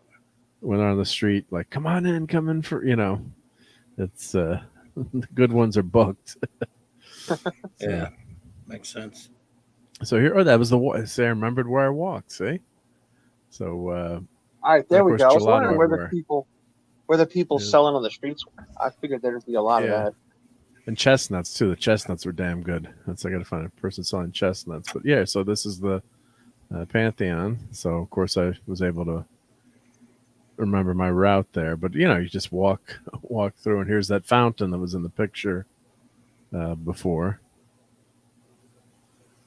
So that's just really gorgeous area, and the history that's there. If you love history and those that kind of stuff, but of course the food is great. It's just a fun, a really fun trip. So all the artwork and the things that are there, it's just definitely worth going now that we can hopefully travel again. Oh, there's a phone there. What's the phone doing there? There's a phone on the wall there. What the heck is that? But that's a good spot to end right next to the Pantheon. But that was gives you a little bit of, with that Google Maps. I mean, it gives you the charm of how it is actually walking through there. Yep. And Greece, yeah, I hear Greece is good. Well, of course, Raquel loves Greece. Yep. Where are y'all going to go next, Mark? I'm going to Disney World. I just won the Super Bowl. No, yes. I don't know when the next. This trip was a big trip, so I think probably just stay in the States for a while. But nothing planned now. But yeah, my son's actually still there for another few months. So, but we I don't know, where's the next trip. I'm a Disney person, but it's not too popular right now. I hate to do it to you, brother. You got to stop giving them money. Maybe you can go to Universal or something like that. Go to Universal, yeah. No, we did go to Universal. Yeah, Universal was a lot of fun, and they got the Marvel stuff there. That's true too. But yeah, they had the Marvel rides there. The Spider-Man ride's pretty fun. So where's all the Simpsons stuff at? All the what? What places are? I know it's at Disney. Where's all the Simpsons stuff at? Like the question mark and all that. That's Universal. Yep, that's Universal. Okay. Yep. So that was that was a lot of fun to go to Universal. Yep, it's a different, different vibe. I should say different vibe. I'm trying to, I guess it's just it's definitely was a lot cheaper when we went. to Is Lego World and Universal. open, and when are they going to open Nintendo World? I'm not sure, but yeah, I know the Harry Potter at Universal is super popular, and God, they did a good job of that from what I've read compared to when you go to Galaxy's Edge and how crummy Galaxy's Edge is. So you will go to Lego World, right, Mark? They will make a Lego minifigure of you if you go. Oh, that'd be awesome! Yeah, I did actually hit the Rome Lego store, and I did buy the Bat Cycle about Batwoman and Batman, or excuse me, Catwoman Legos. So I got to do that in a build stream, and my Batwing is waiting to be built too. Yep. Nice. Yeah, Jill says she likes the loves the Wizarding World. Yep. So all good stuff. So, but well, we're about to hit almost the 3-hour mark, so I think it's a good time to say goodnight. That went by fast. We usually don't go that long. Okay, good deal. Well, I had all those some of the trip stuff. We had a lot of cool stuff to talk about, so that was a lot of fun. So Yep. Hope you guys had a good time. Appreciate always. You being here. Oh man, always cool hanging, bro. Hey, we could cut out anytime we wanted, so we were here, bud. That should tell you something. Oh yeah. So I appreciate that. Yeah. So let's say goodnight. Oh, I can scroll. That's what I love about this. I can scroll all the way back and not miss anyone. So it's a new world. Yeah, it's a new world in streamers. Right? Wow, we got a lot of chats to keep going back to. So LT was actually the first person in chat. And thank you for being on the show tonight, LT. I know he's not listening now, but thank you. It was great to have LT join us. And Steve Mitchell was with us earlier, but he's been slightly under the weather. And I guess he's watching Maddie, but thank you for being here, Steve. Comic Relief Crusader was here and is here. Yep. Let's see who else was in the. Now I got to scroll backwards. Tim Hayes. J-Man was here for a little bit. And of course, the awesome Hungry Try Making Comic Art on Stone Paper, which is what I think some of the current artists are doing. Matthew Pounder, Tim Hayes. And of course, Sandra Driver Jill, thank you for stopping by. Jill. Pop Culture Republic, Nerdporial Lifeform. Apollo's Minion was here. Kal-El was here. Let's see. Canadian Spider-Man, I think I said that. Yep. Steve was here. Tim Hayes. Ironcaster was here. Yeah. You see that fake Will Smith slap on the Oscars? So that was a while ago. He sort of apologized, but he did not to Chris, just to the Oscars and his fellow nominees, not to Chris Rock. Interesting, yeah. So he was crying on the stage during getting his award. Wow. Phantom Outsider, of course. Yep. Phantom, thank you for hanging with us. Let's see. Who else am I forgetting, guys? I hate to forget anyone because I always appreciate everyone that hangs out with us. I said Pop Culture Republic, I believe. Let's see. Just on the red shirt, of course. And Captain James C. Skywalker. He's Bacon. You always got to love the bacon. And Dadman was stopped by in the chat for a little bit, so I know he was getting ready for work early. So Dadman, if you're out there, bacon, because I know I got him to made him hungry late night, and he had to head out. And of course, your Muslim uncle. So I think I got everyone. But God, if I missed anyone, I apologize. But so why don't we just go around the horn quick? Pat us what have you got coming up show wise for some of our buddies out there? Anything big this week? Or just the usual? I would suspect, I would ask you mostly if you could please to go support Brandon the Anime Guy and 24/7 Fusion Media. They are both on the cusp, but I mean within a few. Brandon's like almost at 800. Yeah, 24 is like about 3 away from 800, and Brandon is almost at 1,000. So, he grew his channel back right now. Yeah, so how did he? That's awesome. How did he? Because he unfortunately lost his channel, right? So he was able to start up. And how many did he have on his old channel? He did his old channel. I think when it was clonked was at about 6. So, but like I said, Mark, Wow. anime's hot right now. He's got Great. we're used to like our same friends, right? Brandon, you'll cop on and he'll always have some new and different people, which is good. Maybe we could bring him to other channels and get some new friends out there. That'd be wonderful. He's and, been popping in at Star Trek, so every now and then we'll see him there, and I'll definitely plug him more. That's great. He does. Yeah, and get him over the 1,000. Yep. Right, and we just finished we're going to be doing our 10th show that 24 and Gary and Keith from Pop Culture Minefield's involved in. Arwen Avalon too. Mm-hmm. Those of you that love Arwen, show up. The Mikey Sutton show that we call the Scoop Zone, but where we take Mikey's articles, and that is set everything. I like how we do that one. They pre-recorded so Gary could actually edit it down, and then they premiere it around 5:30, 6 o'clock on Thursday evenings. So it's done before all the 7 o'clock shows, 7:30, 8 o'clock shows on Thursday nights, because Thursday is a big night. And that's a lot of fun too. And then of course 24's got his Primetime Kings. His Friday show's on hiatus. We think we're going to switch around. He's going to try to do something else, but he's really focusing on videos right now, which is good, because that's what's going to help him get past the 200. He's got his watch hours, so once he hits 1,000, depending on how fast YouTube works, will be when he's monetized. Nice. So, we're in a weird way, right, Clobby? His work's just about to begin. So that's the funny thing. There you go.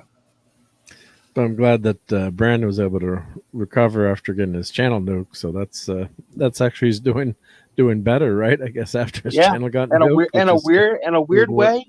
I will not go as far as to say, wow, it was a blessing in disguise, because I don't think it was that. I think it was awful that it happened. But where a lot of people would have quit, and I wouldn't have blamed him if he would have been like, Pat, I want to pack it in. I'm done. Quit, right? I wouldn't have been upset with him, but he didn't. He decided to stick with it and do it. And he's bouncing back bigger. Do you think and that maybe the name change actually helped him? Yes, I do, because you know exactly what you're getting, which is good, because for a lot of us, we're not. I mean, I don't know about you guys. I am not. It's funny. I help him with the channel because I am not well versed in anime. I know a lot more now that I've been working with than I did before. Yeah, I'm not an anime guy either. I'm not. To say it's, I will not go as far as to say it's my favorite art form, but I have found different things about it that I like, and I think if I sat down with you two guys, we could probably find a couple things you would like too. Battle of the Planets. Tiny was my favorite guy. That's you laugh, Mark, but honestly, that's stuff we saw when we were kids. I mean, I loved Voltron and Battle of the Planets, Speed Racer. I had no idea Speed Racer was anime. I didn't know it was anime. Yeah, but I saw every episode of Speed Racer when I was a kid. I thought that was I love that. Yeah, go Speed Racer. I do love that show. Yeah. That was awesome. Yep. Same here, Joe. I'm not into anime either, but I do love unless you count Speed Racer. Yep. It's not really my bag either, but that's the way it goes. Thank you, Joe. What about you, Clive? Anything big this week? Well, no. I guess tomorrow night on C Comics Talk, I'll be talking about the great comic artist Jose Luis Garcia Lopez, who had a birthday this weekend, just to take a little bit of a look at his art and just do some open comics talk after that. And I don't know what I'm doing. Wednesday and Thursdays. Wednesday's open. It'll be something. And Loki and I might be reviewing. I think on his channel Tuesday we might be reviewing Superman Batman Apocalypse, the animated film. I think we're still doing that. I need to talk to him on Tuesday. You better find out if you got to go rewatch it again, buddy. I think that was the plan, but I haven't talked to him again since that. So I'll check with him and see. And he was really under the weather last week. He was beat up, so he's doing better now. Yeah. So I don't want to. That's why I don't want to bug him about it. I'll ask him if he's good to go or if he wants to do it next week. Either way, we'll figure that out. And Clubhouse Thursday night, of course, and then Saturday night Star Trek again. 4 more awesome episodes. Maybe we'll have 4 more awesome episodes like last week, like Saturday night. Actually, I got to say the episodes that are crummy are actually more fun sometimes in the chat with you guys. Yeah, they are more fun to do. Might make and then this week we had Raquel and you disagreed on an episode too, which was interesting. Not in a good way. Right, that doesn't always happen. You're right. Yeah. So, Jill, thank you, Wow. Jill. She posted, Face of the Enemy, Tapestry, Birthright Part 1, Part 2. Tapestry, what was It's a Wonderful Picard. Tapestry? It's a Wonderful Life. Oh, yeah, that's the heart one, right? Where he gets his new heart. Yeah. Or his heart, yeah.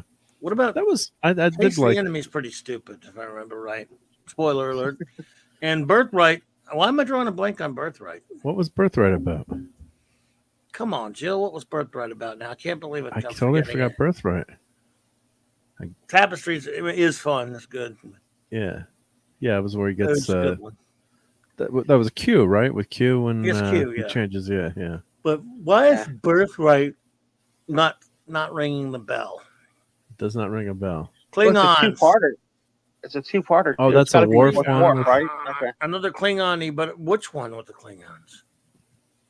Is that the one where Worf has already gotten his name back, right? We've already got all kind of Klingon episodes, so I'm trying to remember. Damn it! Oh, yeah. Is this when he brings Kalis back to life or whatever? Could be. I think that's the Kalis one. Yeah, I think it is. Okay. Which was kind of dumb, wasn't it? Because Part 1 is DS9 has just started too, so they visit DS9. Right. Yep, and then. No, Birthright. No, yeah, that's right. It's not the Kalis one. It's the one where first a lot of it's Data experiencing some dreams. Dr. Bashir's in that one with him, and then the War finds out that his father's alive on some Romulan prison camp or whatever. At least that's what he's led to believe. Yeah. And Birthright. Gotcha now. I haven't seen that a bunch. I should have remembered that. James Cromwell's on that one. Yeah. If you're captured as a Klingon, aren't you kind of like supposed to like either suicide charge or take your own life or something? Well, that's what Worf was believed because and anyway, but and then wackiness ensues. But I actually kind of like the Bashir Data stuff on there. Yeah, because they were trying to obviously prop up Deep Space Nine, which had premiered, I think, 3 weeks before, a month before. Yep. Yeah, it was pretty new. So, gotta like Bashir, man. For a kid that had learning disabilities grow up, he was one of the smartest doctors in Starfleet ever. Well, then because he made him an augment. Don't spoil it, Clobby. Come on, now everybody's seen that one. Everybody knows he's an augment. Yeah. I understand that some people aren't too fond of that. What they don't like, what they did with him into an augment. Yeah. Nah, I didn't mind it. It's kind of. I liked his parents. His dad was the same dad as the Indian guy on. Yeah, and Robert Picardo's in that episode. Oh, is he? Is he the doctor, or is he? He's Dr. Zimmerman. He's not the doctor. He's Dr. Zimmerman, though, the guy who created the doctor. And he plays that character later. Oh, we got another Troy episode too, but of course, Aquiel was probably one of the worst. Aquiel is the greatest episode of them all. And at least the book actually acknowledged how bad it was too. So that was my receptions. Yeah, 9th worst episode. that was a poopy diaper. 9th worst episode. Well, who knows? 9th worst. 9th worst. Yeah. Wow. Well, of course. Look, I can believe those first couple of seasons, dude. I mean, look. So. I mean, this again. I keep saying it, and it just keeps becoming more glaring. This show, obviously, you watched it a lot way back when it came on, then not so much over the years, and went back a couple years back and watched a bunch of it and enjoyed it a lot more. But now going through it this way again in this linear fashion, it's just this show is one of the most inconsistent shows I've ever seen. Because I never went back and did a rewatch. I would just selectively watch some episodes that I liked. Up and down. On TNG, because there's so many episodes, too. How many episodes total are there? It's 170 something. I guess. Yeah. Well, I got to tell you, watching it as a kid, going back and watching it as an adult, as a kid, I just assumed it was all great. Like, I thought they were all 10 out of 10 because I was a kid, right? Now you go back and you're like, oh, this stinks. And the thing is, but see, Real Track though. The original series, first 2 seasons, I can name maybe one clunker in season 1 and one clunker in season 2, at max 1 or 2 in each out of 20 something episodes. And so it's gold and it's solid, and there's so many great ones. Some may be better than others. But I mean, okay, alternative factor sucks. How many bad episodes of DS9 would you say there were? Well, again, it had pretty much close to the same number as TNG, since it was 7 years, right? So I don't know, but I'm sure it had it had, far less. I would say it had a weak start. It took a while to find its footing. There's one or two really wretched episodes. Oh boy, season one's rough, gang. When you go back and watch season one is rough. Compared to TNG, I don't think though. No, not as bad as TNG, but I gotta 178 TNG episodes. Wow, 178. And how many DS9 episodes? Probably about the same. I'll check. Similar number. It's like 7 years. It's got to be similar, yeah. So Jill is right. Yeah, that's what she's saying. Yeah, you go back and watch them. The linear method is revealing. Yeah, so absolutely. Again, I just I don't know how Raquel does it, because it's one thing for us to do this now because we're reviewing it. You're doing a show. She goes every single year watching all 735 in order. When, especially the way she feels about some of these horrible episodes, I'm like, are you crazy? I'd rather pick and choose, man. When, if I'm not doing it for a reason, I have to do it. I'm gonna go like every now and then. I'll just pull out. If I'm in a Trek mood, I'm in a Trek mood. Let me go and random episode. Let me just pull out the Doomsday Machine, or let me pull out Mirror, or City on the Edge of Forever. Well, I'm not gonna sit there watching them in order necessarily. I mean, I can see doing that, but hey, I've tried to talk her out of that, but no. That's why I used to love watching at midnight. Star Trek would be on every night, Channel 11, WPIX in New York City. It was just a random episode. So, and that was the only way you could watch them as a kid, was random. Unless you had a ton of money to buy the VHS tape. So, but So, and actually, I wish Netflix had that. Well, of course, Netflix is going away now, but with Star Trek, but it's all going to Paramount Plus. But like, just click random episode. So someone did add like a Chrome add-on or something, like play a random episode, because a lot of times you don't want to watch it linear. It's like, just throw me an episode. But sometimes I didn't want it. Like, I'm in that Star Trek mood. I didn't want to make that choice. I'm like, just throw me an episode, like just a random. Let me watch a random one, because I don't want to watch the Galileo 7 for the 800th time as much as I love, because then you go to your favorites, and like once in a while you want to watch, something, as long as it's not alternative factor or exactly. Well, remember I tell you how I'd go to when it was on Netflix, even though I have the Blu-rays, and I would just I needed to sit back and relax. I don't feel go to work to pull my Blu-rays out, so I turn on. I said, I'm in a Trek mood. I'll go on to the original Trek, and I go, I don't know which one I want to watch, because I've watched the ones my favorite ones a million times. So I close my eyes and press the up and down arrows, like I know, blah blah blah, blah, and just land on one and go. I don't know, kind of, but let me try again. Try a couple minutes, and I go, there you go. I'll do that one. Yeah, so that's. But we're so familiar with it. We've watched it so many times, and yet it's comfort food. It's like listening to a song that you love that you've listened to 100 times. How many bad episodes of the original series would you say? Like 5 or 6, I guess? No, I would say there's more than that, but most of it's third season. I think there's a lot of bad episodes. But I like Spock's brain now because it's just so bad. Well, I think the majority of that season is not very good. Yeah. The question, when it comes to the third season, is like, how many good ones are there? And you could chop one of my hands off, and I'll have plenty of fingers to count them. I mean, I'm sorry. But really bad episodes you can't. I mean, and The Children Shall Lead. And The Children Shall Lead is a steaming pile of horse manure. Yeah. But I mean, there's not. But you got some gems in there too. You got the Tholian Web, Enterprise Incident, Day of the Dove. Yeah. So there's good stuff in there too. And then name me another great one. No, I'm stumped. I'll wait. I actually like Turnabout Intruder. A lot of people don't.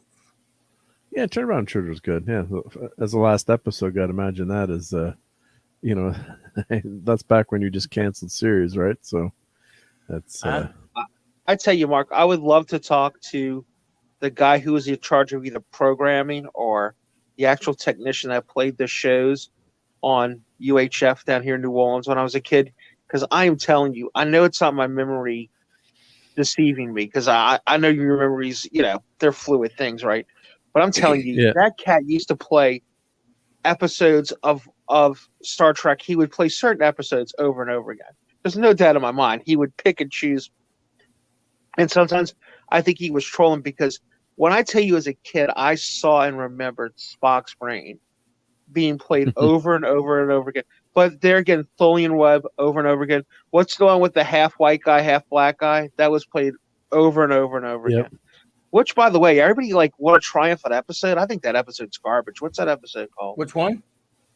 With the where Joker. the guy's half black Frank Gorshin, the Riddler. Frank Gorshin. Riddler. That's yeah. I think about let that be your last battlefield. yeah. Yeah, it's that's not very that's not a great. Yeah, that's a one trick pony episode if you ask me. And I don't think it's a terrible episode, but it's still did have the self destruct sequence, which I liked. Yep, that is cool. Okay.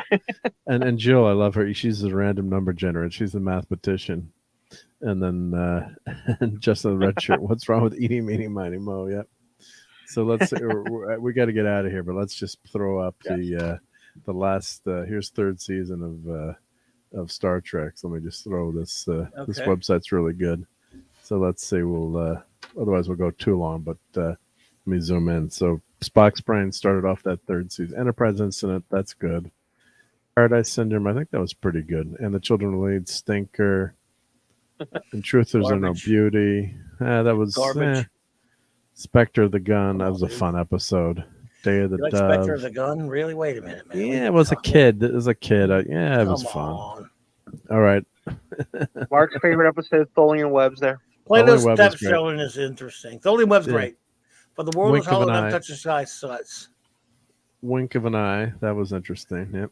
Yeah, that was kind of not a very good story. Yeah. Really badly. The empath, people love or hate the empath. Elaine of Troyes actually it's got pretty goofy though. I liked it better later, so Taming of the Shrew. Yeah, Whom Gods Destroy. Which was that? That was that was the Penal Con. Okay, yep.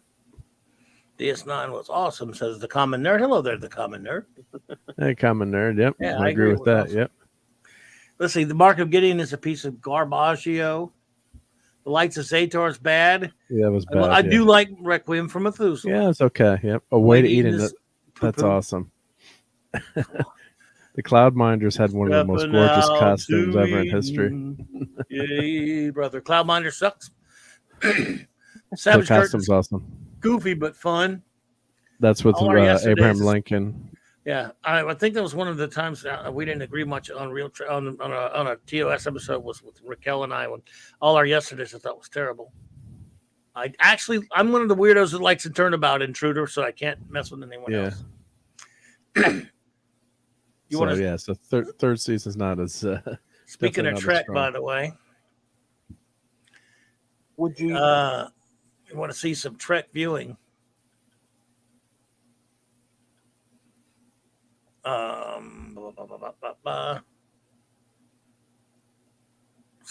gorgeous. Some of my Trek. That's gorgeous. Yeah. Oh. What you doing? Cleaning out the middle room, buddy? I was always cleaning stuff out, but this is not in the middle room. Although we're working on that today. At the top, of course, is the 50th anniversary Blu-ray set. You see those the Blu-ray DVDs. I see the DVDs before that. That's Enterprise, right? Yeah, Enterprise on the side there. And then the movies. I recognize the animated series. Is that top one? Is that the new set? The Blu-ray that's set? The 50th anniversary. The 50th anniversary, right? Yep. Yeah. That's awesome. Have you ever seen that picture? I have a bunch of pictures of it where all the different pieces out of there. It's like a ton of stuff. I just put it all back in that box there. So I had that. I had everything in that, so I didn't buy the 50th set. But I guess it's probably worth it. Waited until it got cheap. I had to wait 4 years to get it. For the swag and stuff that's in there. Yeah. What's behind? Go ahead. What's behind the Enterprise set? Nothing. Just some other books and stuff behind the stuff. But see the little thing off to the side next to the Enterprise set. There's a Tribble in that little box thing. That's very cool. So I don't have the other shows, so I never could afford them or bought them. I never bought Next Gen. I never bought DS9, which I would like to get that nice set they have, but it's expensive as hell. I never bought V'ger. I was always more into these. As you can see, the old see those. I like those season DVD sets. You see with the, the yellow Those and are the blue classic. and the Yeah, I red. love Those those. clamshells. Those are really great. nice. Packaging. Yeah. Are those DVDs or Blu-ray? Those are Blu-ray. Excuse me. Those are DVDs from before there was even Blu-ray. And that was before they remastered them too. That's the old school Trek. Then I have that one. Yeah. Then they got those are the versions of the movies, including the motion picture director's cut. That's the orange one. That's the orange one. The ones that's the direct. Yeah, director's cut. Yeah. And the DVD set of the animated series to the left there, as you can see. Yeah. But on the top thing that's the 50th anniversary set with the Blu-rays and all the movies, and they have come with all kind of amazing stuff inside that thing. Nice. Where's the the candle is from what in Star Trek? No, just kidding. Is that from Wolf? What's that? What? Is that the Is far that a right? candle? Is that a candle? That's not a candle. That's a tribble. Oh, that's a tribble. All right. Yeah. My daughter found that at some. Yeah. All right. I thought it looked like You're a better candle. than me, Mark. I thought Clobby had a big thing of those orange sliced candies. I was going to ask for some. Yeah. I don't know. It's trouble. I thought that was like the one non-Star Trek thing on Jill. the table, but Thanks, Jill. It's pretty cool stuff. Mark and I thought you had something extra on the table and just pushed it back. We did not realize it was a trouble in its own case. Yeah, that you did Enterprise mention set the tribble, but that Enterprise set was expensive when I got that sucker. That's the DVDs. It's not Blu-rays.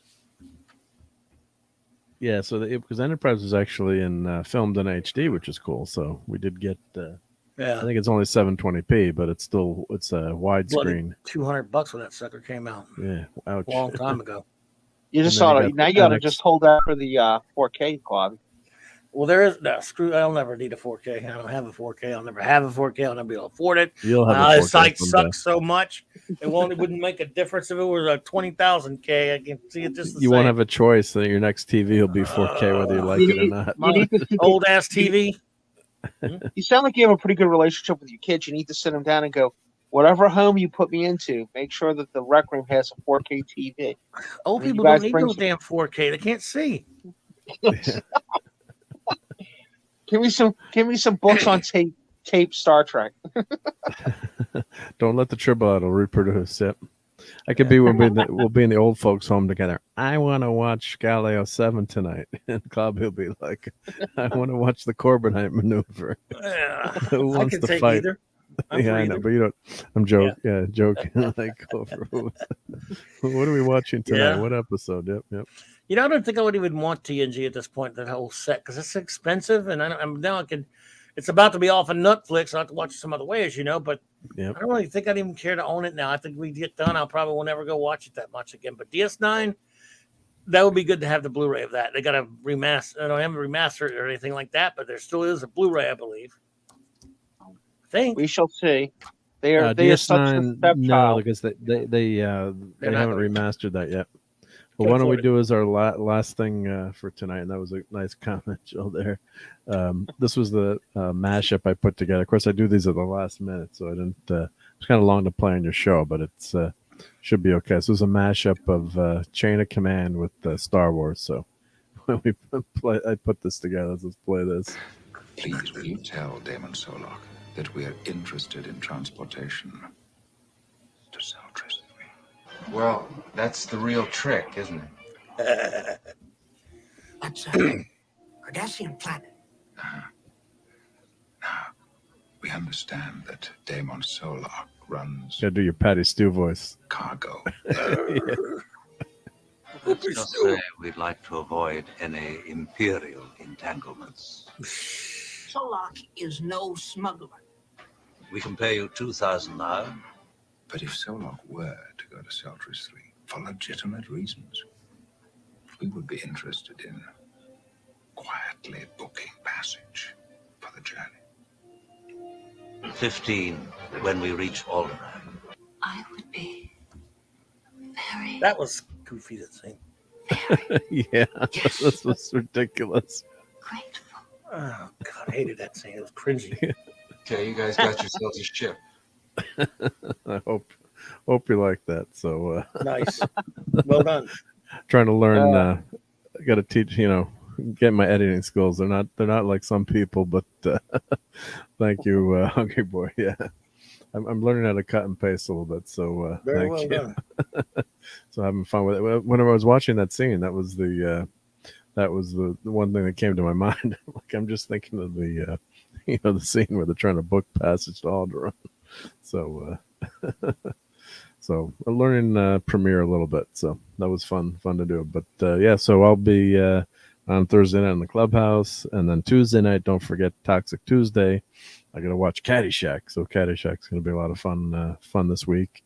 Then hopefully I'll get some more of my build. Now that I got catching up for my trip, some more build videos. I got to get that Batwing going, so Batman can fight the Joker in that parade at the end of the movie. So I got to finish building that. So, but I appreciate you, Pat S. and Clobby. I appreciate you guys hanging out, and everyone in the crowd. Go watch. I guess VW is on now. He's got a ton of people with watching the Oscars. Yeah, he had. They're watching people slap each other. Watching people slap each other. Yeah, so I think 24 was on a bunch of. So go do a raid. But yeah, so we had a lot of fun tonight. Just always appreciate everyone watching and hanging out. And Echo Base is on. Jesus. Yep. So we got Echo Base is on. Film Threat is on. Those guys have day jobs too. They better get surprised. Well, I think everyone wanted to get on with this news. So, but yep. So take care, everyone, and we'll catch you all next Sunday night for another night of geekery, and hope to catch you during the week. Yep. See everyone on Tuesday, hopefully. Good night, everybody. And Monday night on Mark C Comics. Yep. Thank you, bud. It's 106 miles to Chicago. We got a full tank of gas, half a pack of cigarettes. It's dark, and we're wearing sunglasses. Hit it.